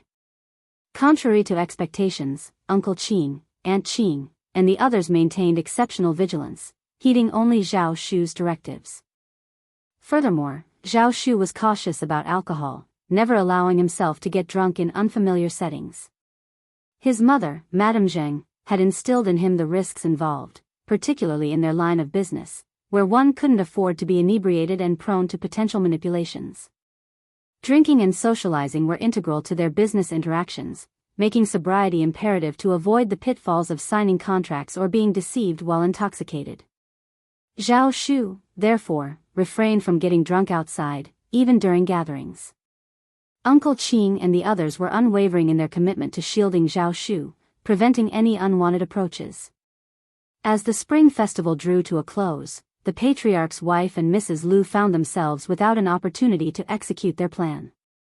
Chapter 1756, Zhao Shu won't go. The patriarch's wife sighed. Tired, mentally tired. Why don't we forget about this matter? She didn't have much confidence after failing for so long. However, Mrs. Lu wasn't willing. She was also distraught and depressed, but at the thought that she could have a fortune if she worked harder, she felt that she could do it again. Mrs. Lu's family was having a banquet. As the patriarch's wife, she asked her 2 sons to go and bring Zhao Shu along. But Zhao Shu refused to go no matter what. With utmost transparency, Zhao Shu addressed his 2 cousins. I've heard numerous baseless rumors about my supposed intention to marry Miss Lu. It's absolute nonsense. I can't risk attending the Lu family's event. Those rumors might resurface. I wouldn't want to jeopardize Miss Lu's reputation. I'd be terribly embarrassed. While Zhao Shu believed the matter wouldn't significantly impact him, given his impending marriage, the widespread news of his union with the Shao family served as a countermeasure to suppress rumors circulating in the Lu family. Despite the geographical distance between the Lu family and the Zhao family, the rumors managed to infiltrate Zhao Shu's domain, necessitating his caution. Zhao Shu's rationale resonated with practicality. Faced with such a situation, avoiding potential suspicions became a logical choice. The patriarch's 2 sons sighed inwardly, recognizing their mother's plot. While they harbored dissenting opinions, their mother kept them in the dark about her intentions. They felt compelled to feign ignorance and refrain from broaching the subject proactively. Involving reputations and delicacy, this matter demanded discretion. Whether Zhao Shu or Miss Lu, their personal matters should remain private. Despite the sons' subtle objections, their mother seemingly feigned ignorance, coercing them into bringing Zhao Shu to the Lu family event. Reluctantly, they acquiesced to her insistence. Zhao Shu's eloquent words made them heave a sigh of relief. They had something to say to their mother. The patriarch's wife was a little angry and embarrassed. She called Zhao Shu over to persuade him nicely. She smiled and said something like, "The innocent are innocent," so that Zhao Shu didn't have to care. No one would believe that nonsense. Moreover, the more he hid, the more problematic it was. If he went openly, no one would be able to say anything. Zhao Shu was still unwilling. He had his own reasons. He, Zhao Shu, had nothing to do with the Lu family and their family had nothing to do with the Lu family. Why should he go? He wanted to ride on his cousin's coattails. Wasn't this obvious that outsiders would think that there was a problem? The patriarch's wife couldn't say anything, but she couldn't show her intentions too clearly. She was helpless. Unexpectedly, Mrs. Lu was unwilling to give up. She sent her son over and asked them to bring Zhao Shu home no matter what. Uncle Qing and Aunt Qing could not take it anymore. The 2 young masters of the Lu family did not even get to see Zhao Shu. Perhaps Zhao Shu was still in a daze and did not know anything, but he could not hide any clues from Uncle Qing and Aunt Qing. The 2 of them vented their frustrations silently, muttering, "Shameless," under their breaths. The audacity of the failed scheme irked them, yet the Lu family dared to brazenly intrude on their territory in an attempt to reclaim Zhao Shu. How audacious! Did they truly believe their young master would succumb to bullying without anyone to defend him? The term "calculate" crossed their minds, reflecting the underhanded nature of the Lu family's actions. Simultaneously, they couldn't help but feel gratitude for their young master's fortunate association with Lord Shao and Madame Shao. The prospect of him marrying Miss Shao Taotao brought a sense of relief and hope for a brighter future. Chapter 1757, Sisters Falling Out. Otherwise, if the patriarch and the patriarch's wife were to arrange a marriage for their young master, he would likely not reject them. The mere thought sent shivers down their spines, contemplating the potential consequences. Shocked, they found solace in the belief that it was a heavenly blessing from Madame, ensuring their young master's good fortune. Gratitude washed over them, recognizing his stroke of luck. Unable to engage in gossip, Uncle Qing and Aunt Qing refrained from divulging any information. Nevertheless, their concern for Zhao Shu led them to suggest a timely departure to the capital, offering assistance to Lord Shao and Madame Shao if needed. Zhao Shu readily agreed, deciding to bid farewell to the patriarch after the 15th day of the first lunar month. Departing for the young masters of prominent families involved a meticulous process. They packed their belongings, bid farewell to their elders, and could only truly set out after the 20th of the first lunar month. Lengthy farewells with relatives and friends extended the departure timeline, spanning at least 10 days to half a month. Once the matter was settled, they could leave within a few days, bringing relief to Uncle Qing and Aunt Qing. Unexpectedly, the Lu family faced a setback. With Zhao Shu's family matters resolved, the Lu family's previous boasts turned into a source of mockery. Countless people derided them behind closed doors, though none were foolish enough to explicitly convey the ridicule to the Lu family. However, an exception emerged. During a banquet hosted by the Lu family, Miss Lu and sister-in-law entertained a group of young misses and madams. Among them were those who harbored ill feelings towards Miss Lu. Coincidentally, there was a quarrel. The other party was angry and spoke too quickly, so they used this matter to mock Miss Lu. Due to this ordeal, Miss Lu found herself overwhelmed with shame and resentment. She even harbored bitterness towards her mother, feeling that the matter had not been truly resolved but had instead spread far and wide. Unable to face the embarrassment, she was on the verge of hiding from everyone. To her dismay, the mockery didn't end. In front of a gathered crowd, people openly taunted her, and snickers echoed from the onlookers. Blushing with embarrassment, Miss Lu covered her face and fled, tears streaming down her cheeks. The two daughters-in-law of the Lu family shared in the embarrassment, and witnessing Miss Lu's distress made others uncomfortable. Swiftly changing the topic, they attempted to divert attention away from the awkward situation. While the incident was promptly suppressed at the banquet, whispers lingered as some couldn't resist discussing it in hushed tones afterwards. After the banquet, news of the embarrassing incident spread throughout the Lu family, leaving everyone disgruntled. To everyone's shock, Miss Lu, overwhelmed by embarrassment, attempted to hang herself. Fortunately, her vigilant maidservant intervened in time, saving her from harm. Mrs. Lu, deeply distressed, held her daughter close, tears streaming down both their faces. Overwhelmed with grief and anger, Mrs. Lu directed her frustration towards the patriarch's wife and sought answers from the Zhao family. In her pursuit of justice, she decided to expose the matter. Exasperation fueled a heated argument between the patriarch's wife and Mrs. Lu, resulting in an irreparable rift in the relationship between the cousins. Mrs. Lu, fueled by resentment and an unwavering determination, refused to back down. The thwarted outcome with the patriarch's wife only intensified her resolve. At this point, retreating would mean forfeiting everything. She believed that by pressing forward, there might still be a chance. The commotion extended to the Zhao family clan, eliciting the patriarch's ire. Frustrated, he vented his complaints to his wife, realizing that the matter needed resolution. Summoned amidst the chaos, Zhao Shu arrived, wearing a perplexed expression. Mrs. Lu, however, didn't want to strain her relationship with him.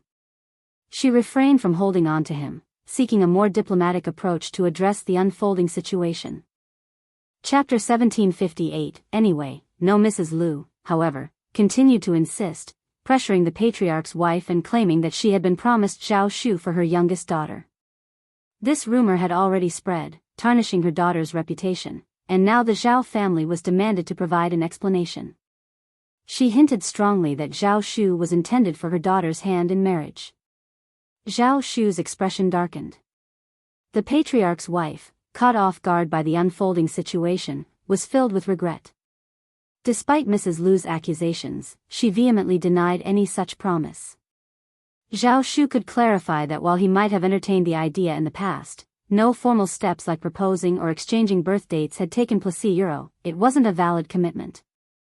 Mrs. Lu persisted, trusting the relationship between her and Madame Zhao, cousins with a supposedly strong bond. She accused Madame Zhao of betrayal, claiming her daughter's tragic fate was a result of deception. An explanation was demanded. The elders of the Zhao clan disapproved, casting judgmental looks at the patriarch and his wife. The gravity of the situation threatened the family's reputation. As tension escalated, the patriarch silently cursed, realizing the potential consequences. If a death were associated with this dispute, his position as patriarch might be jeopardized. Mrs. Lu remained relentless, pushing the boundaries dangerously. In truth, the Lu family held the incorrect stance, and the patriarch's wife had made a grave error in her hastiness. Had the patriarch's wife not been so quick to make promises without verifying the facts, the Lu family would have remained silent. The blame rested on her for pursuing a faulty narrative.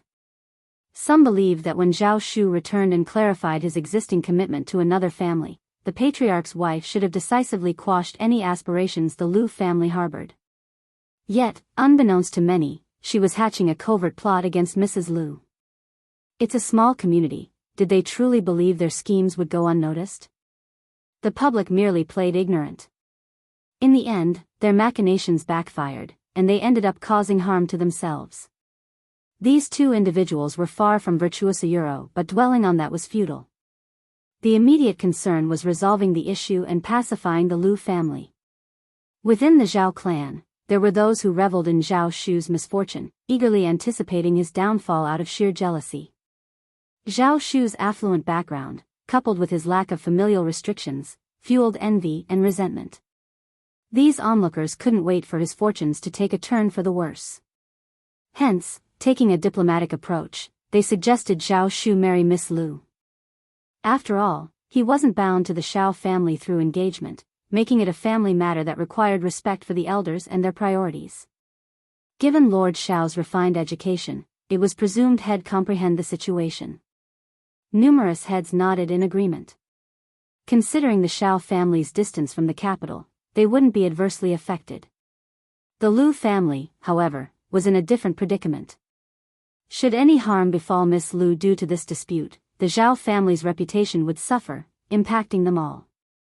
The patriarch and his wife gazed at Zhao Shu, hopeful. Mrs. Lu, even more self-satisfied, declared it as the optimal solution. She lavished praise on her daughter, extolling her virtues, sensibility, intelligence, and beauty. Once married into the Zhao family, she promised, Miss Lu would dutifully care for her elders, tend to her husband, and raise her children with utmost dedication. Mrs. Lu confidently envisioned her daughter becoming the ideal daughter-in-law for the Zhao family. Chapter 1759, Not giving any face. Infuriated, Zhao Shu vented his anger, scolding the Zhao family relentlessly. He made it clear marriage to a girl from the Lu family was out of the question. His commitment lay with the Xiao family, and he was adamant about reporting to the patriarch and formalizing the betrothal. No other family would be part of his matrimonial plans. He wouldn't let anyone undermine this decision. He viewed his marriage seriously and was prepared to face any legal battle or financial strain that arose from this dispute. Compromise was not an option. Defying all odds, he asserted, let them try if they have the audacity. Frustrated at the absurdity of treating his marriage as a jest, Zhao Shu declared he'd start his own family if the Zhao family held such a stance. As Zhao Shu cursed, Mrs. Lu's face fluctuated between red and white. Panic seized many members of the Zhao family as they attempted to pacify him. How could they utter such words? The Zhao family had no reason to dislike him. His generosity during the new year, showering elders' families with gifts exceeding 1,000 taels, was a testament to his affluence.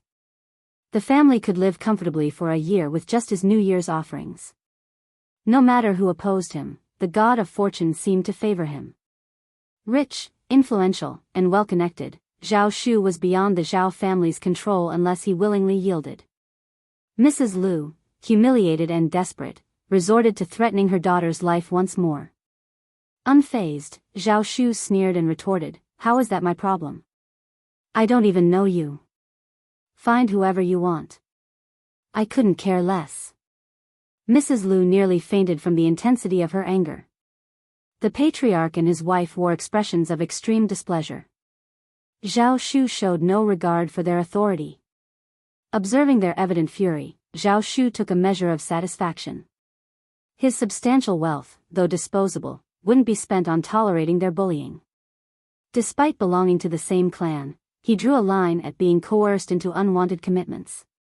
He asserted firmly, "Let's be clear, I won't marry this girl, no matter which family she belongs to. Who dared to scheme behind my back, and how did you bring her here? Sort out sending her back." His words aimed solely to repel and disgust them. Mrs. Lu, infuriated, nearly spewed blood as she scolded the patriarch's wife for implicating her in the responsibility.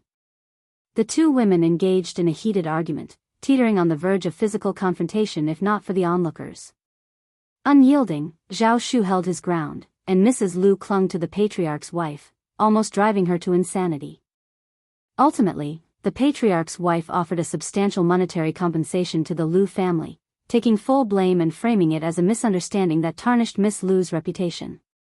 The Lu family reluctantly relented. Despite his dissatisfaction, Zhao Shu's defiance left the Zhao family with limited options. What else could they do?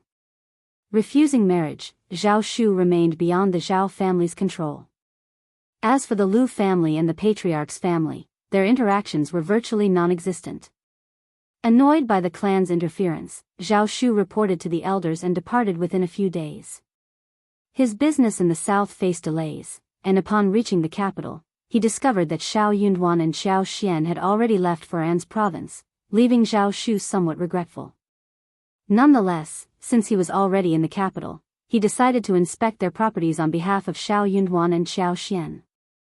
Chapter 1760, Preparing to propose marriage. And so, Zhao Shu made his way to the manor in Cloudwater Town, engaging in a conversation with the manager. He provided instructions on various matters, assisted in resolving a minor issue, and gathered some information in the capital before departing.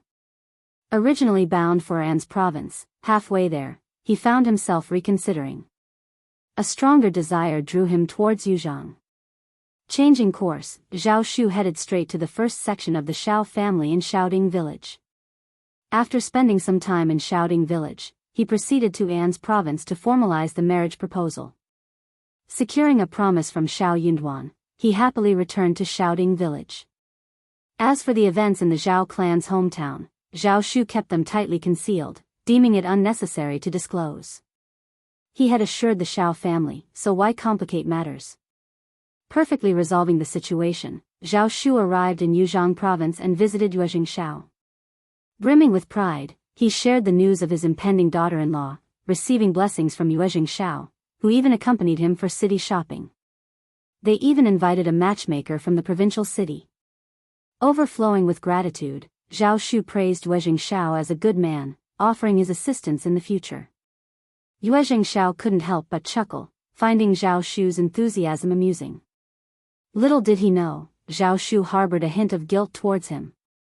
Preferring Tao Tao, Zhao Shu perceived Yuezhingxiao, close to the Xiao family, as a potential rival. Misunderstandings fueled his suspicion, only to realize later that he had misjudged. Although unknown to others, he carried the weight of this self-aware guilt, feeling he had let Yuezhingxiao down. If Yuezhingxiao knew what he was thinking, he would be caught between laughter and tears. Tao Tao was a good girl, and if the two families got married, they would be closer to the Xiao family. Yuezhingxiao had such a thought, but he soon gave it up. The daughter-in-law of a big family like the Yuezhing family was not someone a girl like Tao Tao could deal with. In contrast, Zhao Shu's family dynamics were simpler, making him a more suitable match. With everything prepared, Zhao Shu led his men to Heshan County, where they stayed at an inn. Aunt Qing was entrusted with delivering Xiao Yunduan's letter to the Xiao family, outlining his opinions on the marriage. The matchmaker arrived, and Ms. Fang, overjoyed, couldn't stop smiling. She gladly accepted the proposal, and the marriage was officially arranged. Tao Tao, secretly elated, felt as if a weight had been lifted from her heart. Fifth brother and fifth sister-in-law gave their approval, indicating that she had chosen wisely. It was indeed a cause for celebration. The exchange of birth dates took place, with Aunt Qing bringing along invaluable jewelry, clothes, and precious gold and jade ornaments symbolizing auspiciousness. She personally made arrangements with the sect, paving the way for the betrothal and marriage discussions. With no direct elders in Zhao Shu's family, and the patriarch being distant, he took it upon himself to oversee the negotiations. Chapter 1761, A Fight. The prospect of having a private conversation with Tao Tao filled Zhao Shu with joy. However, he hadn't anticipated that the Xiao family would stir up another commotion due to this marriage. Being the daughter of the first section of the Xiao family, Tao Tao's hand in marriage had been off-limits due to Xiao Yunduan's influence. Although some hopefuls had initially tried, Ms. Fang promptly rejected their advances, causing them to abandon their aspirations. People had witnessed Xiao Yunduan's capabilities, dissuading anyone from attempting anything unconventional. The first section of the Xiao family wasn't easily fooled. Curiosity buzzed in the air as everyone wondered about the family Tao Tao would be betrothed to. When a matchmaker finally entered the first section of the Xiao family and left with joy, Xiaoding village erupted in excitement. Tao Tao's impending marriage became the talk of the village. Speculations ran wild about which fortunate young master would be marrying Mr. Primus' sister. The first section of the Xiao family was suddenly bustling with activity, as many came to inquire. Amidst the joy and anticipation, Ms. Fong knew what was coming. Young Master Zhao was a commendable man, and Tao Tao would surely find happiness with him. However, worries surfaced about the failed attempt of the third branch to inform Xiao Xiaoji about Zhao Shu. Now aware of the situation, Ms. Ma and third uncle might cause a scene. Yet, Ms. Fong reasoned that as Tao Tao's future husband, Zhao Shu would eventually visit the Xiao family. The matter couldn't be hidden, and it was, after all, a joyous occasion. There was no need to keep it a secret, and whenever someone inquired, the first section of the Xiao family shared the news openly. When everyone heard this, they were stunned for a moment before smiling and congratulating them. Young Master Zhao had been to the first section of the family of the Xiao family for so many times, and he came here whenever he had nothing to do. He had thought that it was strange, but it turned out that he was here for Tao Tao. That made sense. As for Ms. Ma and third uncle who were interested in Zhao Shu, they did not mention it in front of the first section of the family of the Xiao family. They were not stupid enough to bring it up in front of them. What good would it do them if they caused trouble for the first section of the family? Even those who were envious did not dare to say anything. They were afraid that they would be scolded if they said it. But Ms. Ma and third uncle were different. When they found out about this, their first reaction was disbelief. Impossible. After confirming that it was true, Ms. Ma slapped her thighs and shouted at third uncle angrily. Listen to this. What is happening? What is happening? The first section of the family is bullying us. I'm telling you, this isn't over. Xiao Xiaoji was also stunned. She covered her face and ran back to her room in tears. Ms. Ma's fury was so intense that she neglected to console her saddened daughter. Instead, she hastened to the first section of the Xiao family with third uncle. Anticipating a clash, many villagers had their eyes on the unfolding drama. Observing the couple's rapid approach, a curious crowd trailed behind, eager to witness the spectacle. Upon reaching the first section, Ms. Ma and third uncle unleashed their anger, demanding answers. In the midst of a joyful occasion, their intrusion created tension. It seemed as if these two were determined to sour the celebration, portraying the first section of the Xiao family as the ones at fault. Annoyed by their baseless accusations, Ms. Fong responded with a cold and dismissive tone. Chapter 1762, The Truth. Ms. Ma's eyes blazed with anger, and through gritted teeth, she lashed out, Sister-in-law, you are shameless. You married off Tao Tao, and now you do this to Xiaoji. What has she done to deserve her uncle and aunt scheming against her? Third uncle, equally furious, interjected, Elder brother, what are you saying? You claim to care about your brother and treat us well, and yet you treat us like this? Explain yourself, or this won't end. Eldest uncle sighed, his face turning red. I knew this marriage wouldn't happen, but you insisted on it. I knew it. These words only fueled the anger and sense of injustice for third uncle and Mrs. Ma. They demanded an explanation from the first section of the Xiao family, escalating the confrontation. Ms. Fong couldn't tolerate it any longer. Enough. Silence. Your elder brother might tolerate your nonsense, but I won't. Reflect on whether you even deserve an explanation. What do you think you're doing? Instead of questioning us, question your own worthiness. You. Third uncle seethed. Master Zhao initiated the proposal through a matchmaker.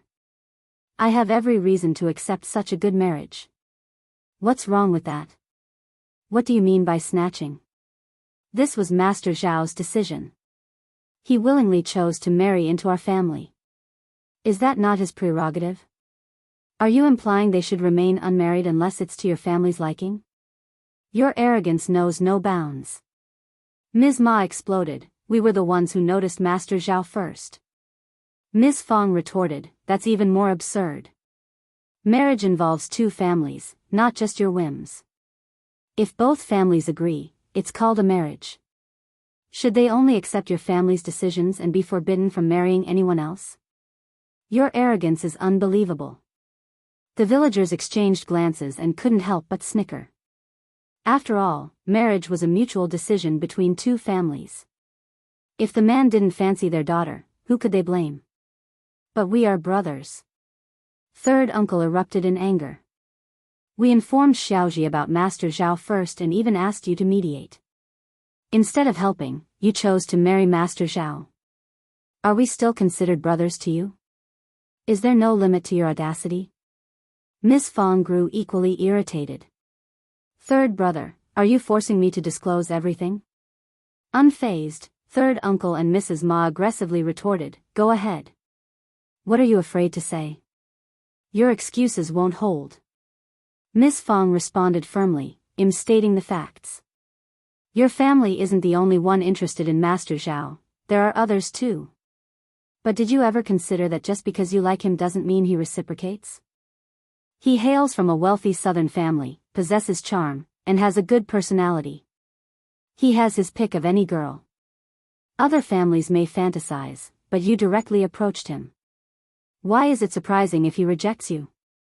Had our Yunduan not become an official, even if Master Zhao fancied Tao Tao, I wouldn't have consented to this marriage.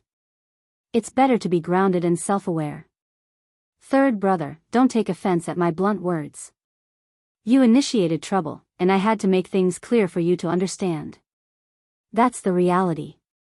Do as you please. If you insist, I won't argue further.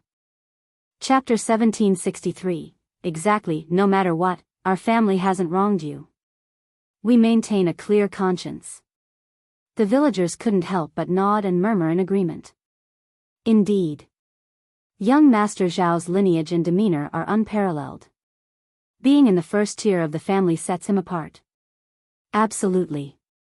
I'd wish for young Master Zhao to be my son-in-law too. A dream-worthy match, alas, beyond my grasp. Haha. Precisely, who wouldn't desire such a son-in-law? Sister-in-law Fong has no grounds to refuse such a distinguished family just because the third branch has set their sights on them. What a waste. Quite so, I wouldn't refuse either. It's Ms. Ma and her husband who are overreaching. Third uncle and Ms. Ma were so incensed by Ms. Fang's words that they grew even more agitated. Ms. Ma nearly lunged at Ms. Fong, only to be restrained by the family servants. Ms. Ma exclaimed loudly, what's so impressive about your son being a minor official? He can't even hold his ground in the capital, banished by the aristocrats to remote villages. That's his lot in life. He has no future, no prospects. My Lulang will rise to high office. Just wait and see, this isn't over. Enraged, Ms. Fong slapped Ms. Ma across the face. Ms. Ma retaliated, but was held back by the family servants. Third uncle wanted to intervene, but the stern gazes of Xiao Sanlang and the others froze him in fear. Instead, he directed his anger towards eldest uncle, cursing under his breath. Ignoring him, Ms. Fong pointed at Ms. Ma. You dare curse my Yunduan? I'll shut that mouth of yours.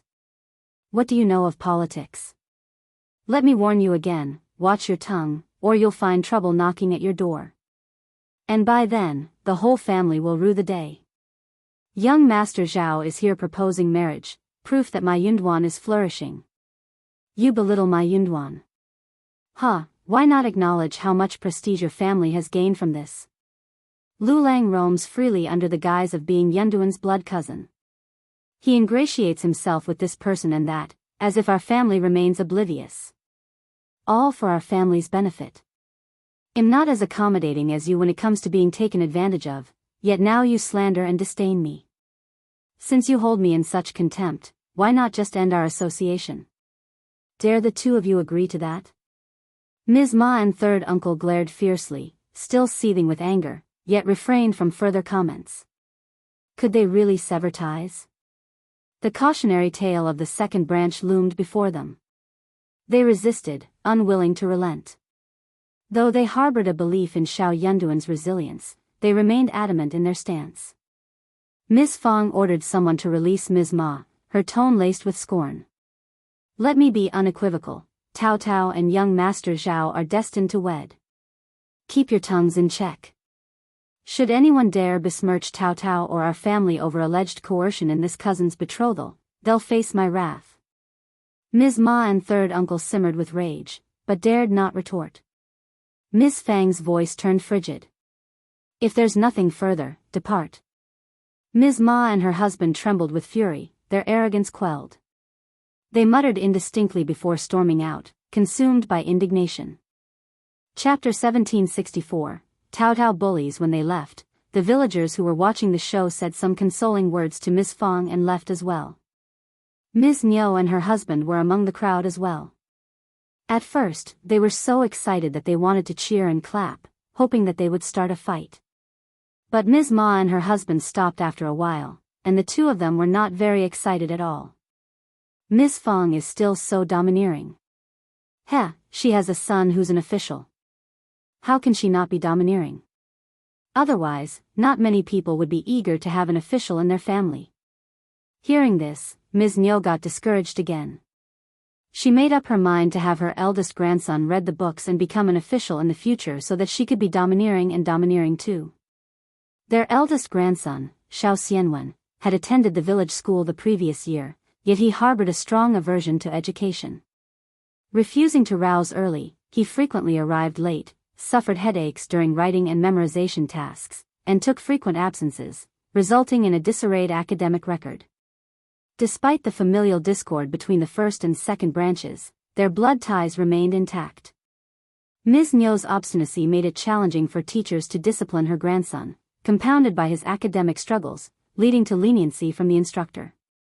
In stark contrast, Xiao Zhenyan excelled academically, demonstrating proficiency in writing and recitation of classical texts like the Analects of Confucius and Mencius. The teacher even planned to introduce him to the spring and autumn period later in the year. With the family's newfound affluence and Ms. Niu's adoration for her grandson, Xiao Dalong endeavored to support her.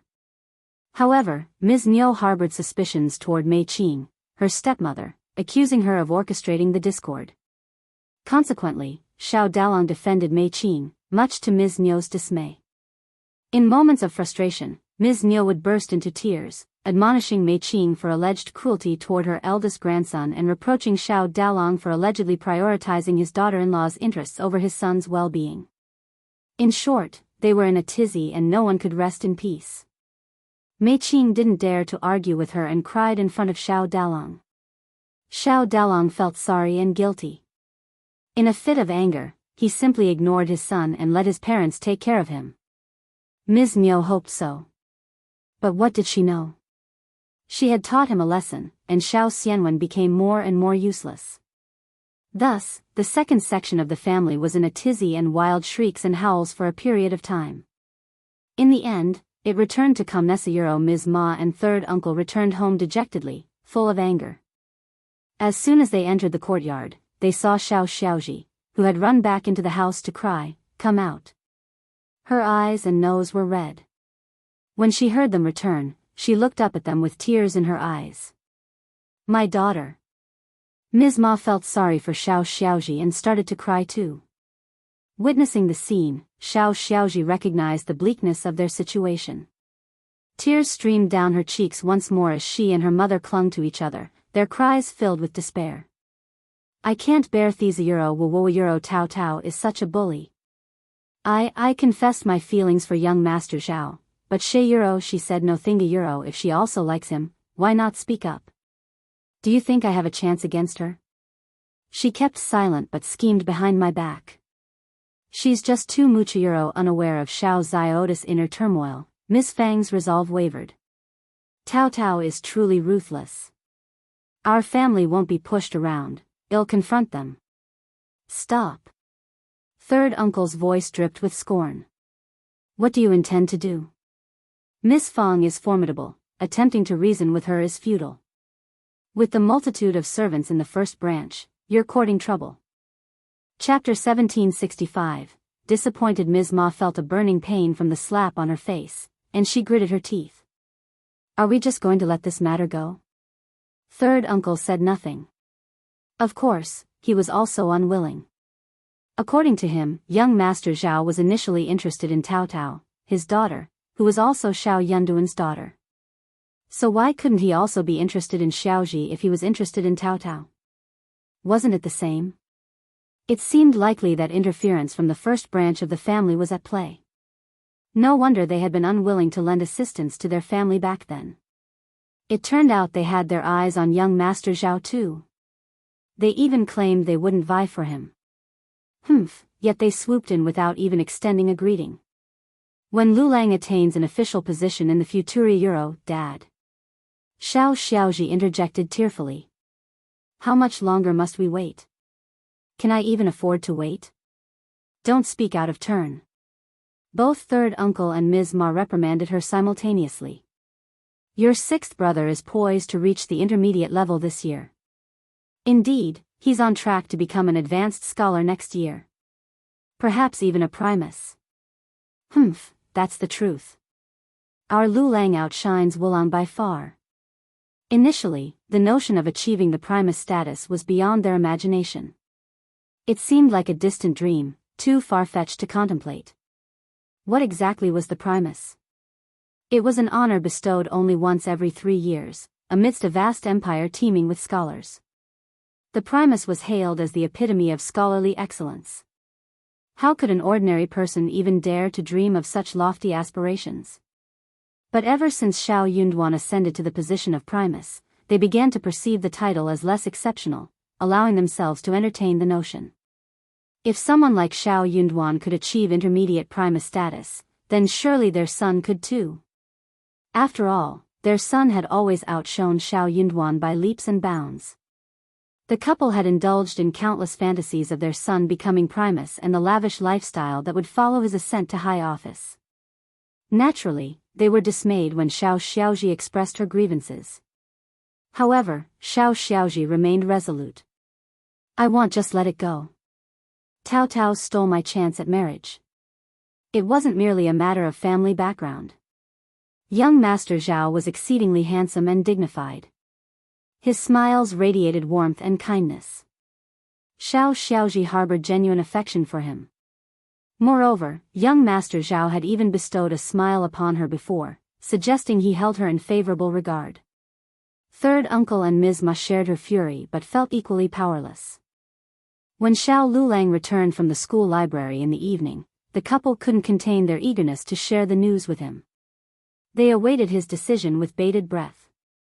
Recently, Xiao Lulang had secluded himself in the building to study, indifferent to distractions. Upon hearing the news, he too was taken aback, feeling a pang of disappointment. He hadn't anticipated such an auspicious match to fall into Tao Tao's lap. It made sense. Xiao Yunduan now held an official position, even if it was in the modest An's province. Yet, it was still a 4th-grade prefecture euro, a distinction many never achieved in their lifetime. Young Master Zhao's decision to marry Tao Tao undoubtedly bore some relation to this. This was all too ordinary. Anyone in his position would know the obvious choice between Tao Tao and Xiaoji. Yet, Xiaoji was his blood sister, while Tao Tao hailed from the esteemed first branch of the family.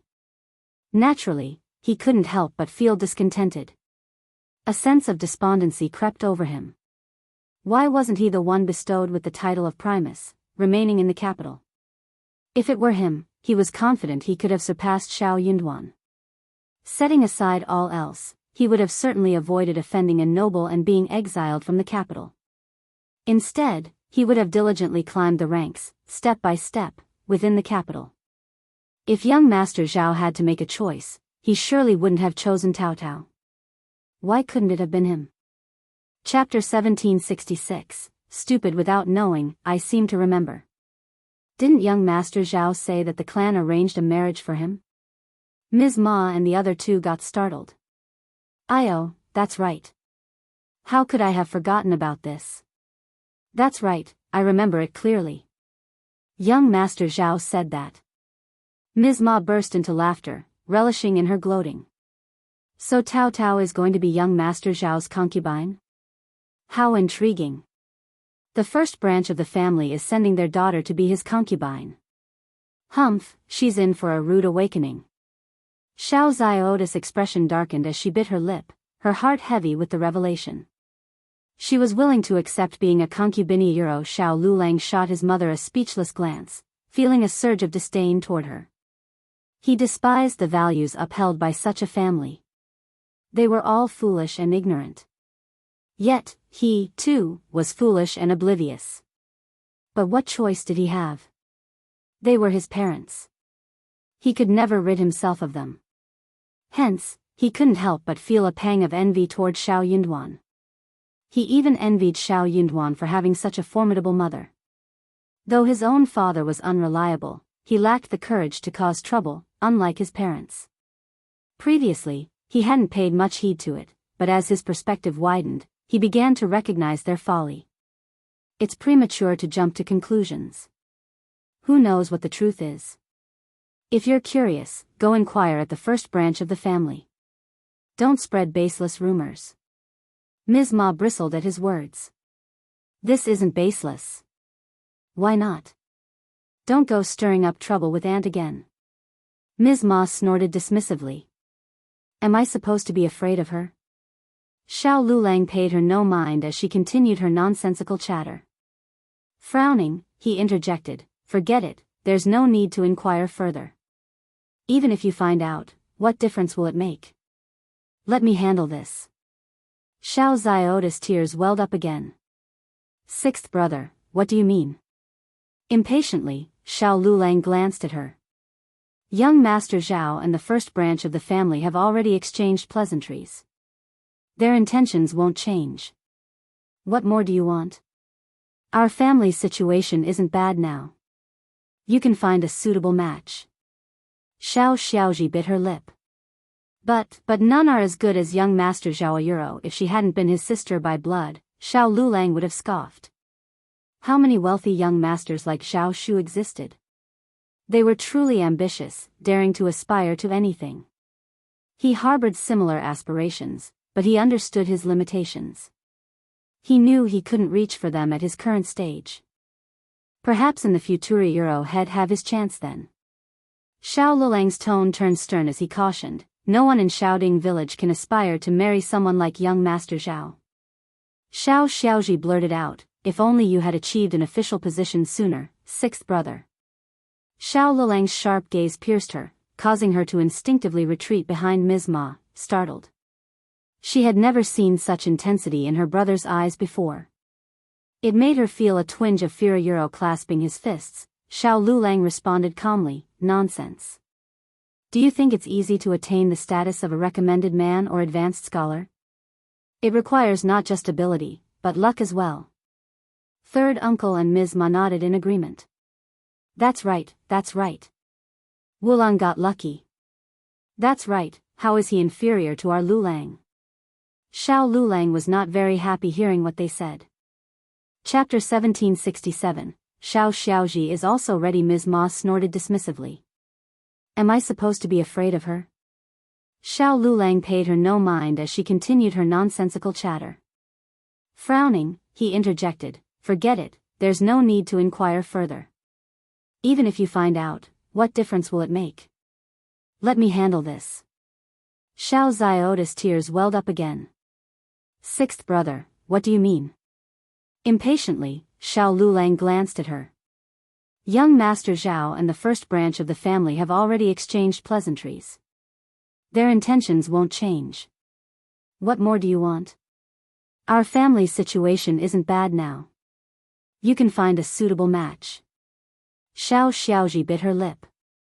But none are as good as young Master Zhao. If she hadn't been his sister by blood, Xiao Lulang would have scoffed. How many wealthy young masters like Xiao Shu existed? They were truly ambitious, daring to aspire to anything. He harbored similar aspirations, but he understood his limitations. He knew he couldn't reach for them at his current stage. Perhaps in the future he'd have his chance then. Xiao Lulang's tone turned stern as he cautioned, no one in Xiaoding village can aspire to marry someone like young Master Zhao. Xiao Xiaoji blurted out, if only you had achieved an official position sooner, sixth brother. Xiao Lulang's sharp gaze pierced her, causing her to instinctively retreat behind Ms. Ma, startled. She had never seen such intensity in her brother's eyes before.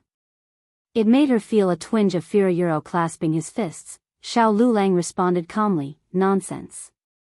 Do you think it's easy to attain the status of a recommended man or advanced scholar? It requires not just ability, but luck as well. Third uncle and Ms. Ma nodded in agreement. Seeing their reactions, Xiao Lulang realized it was futile to continue.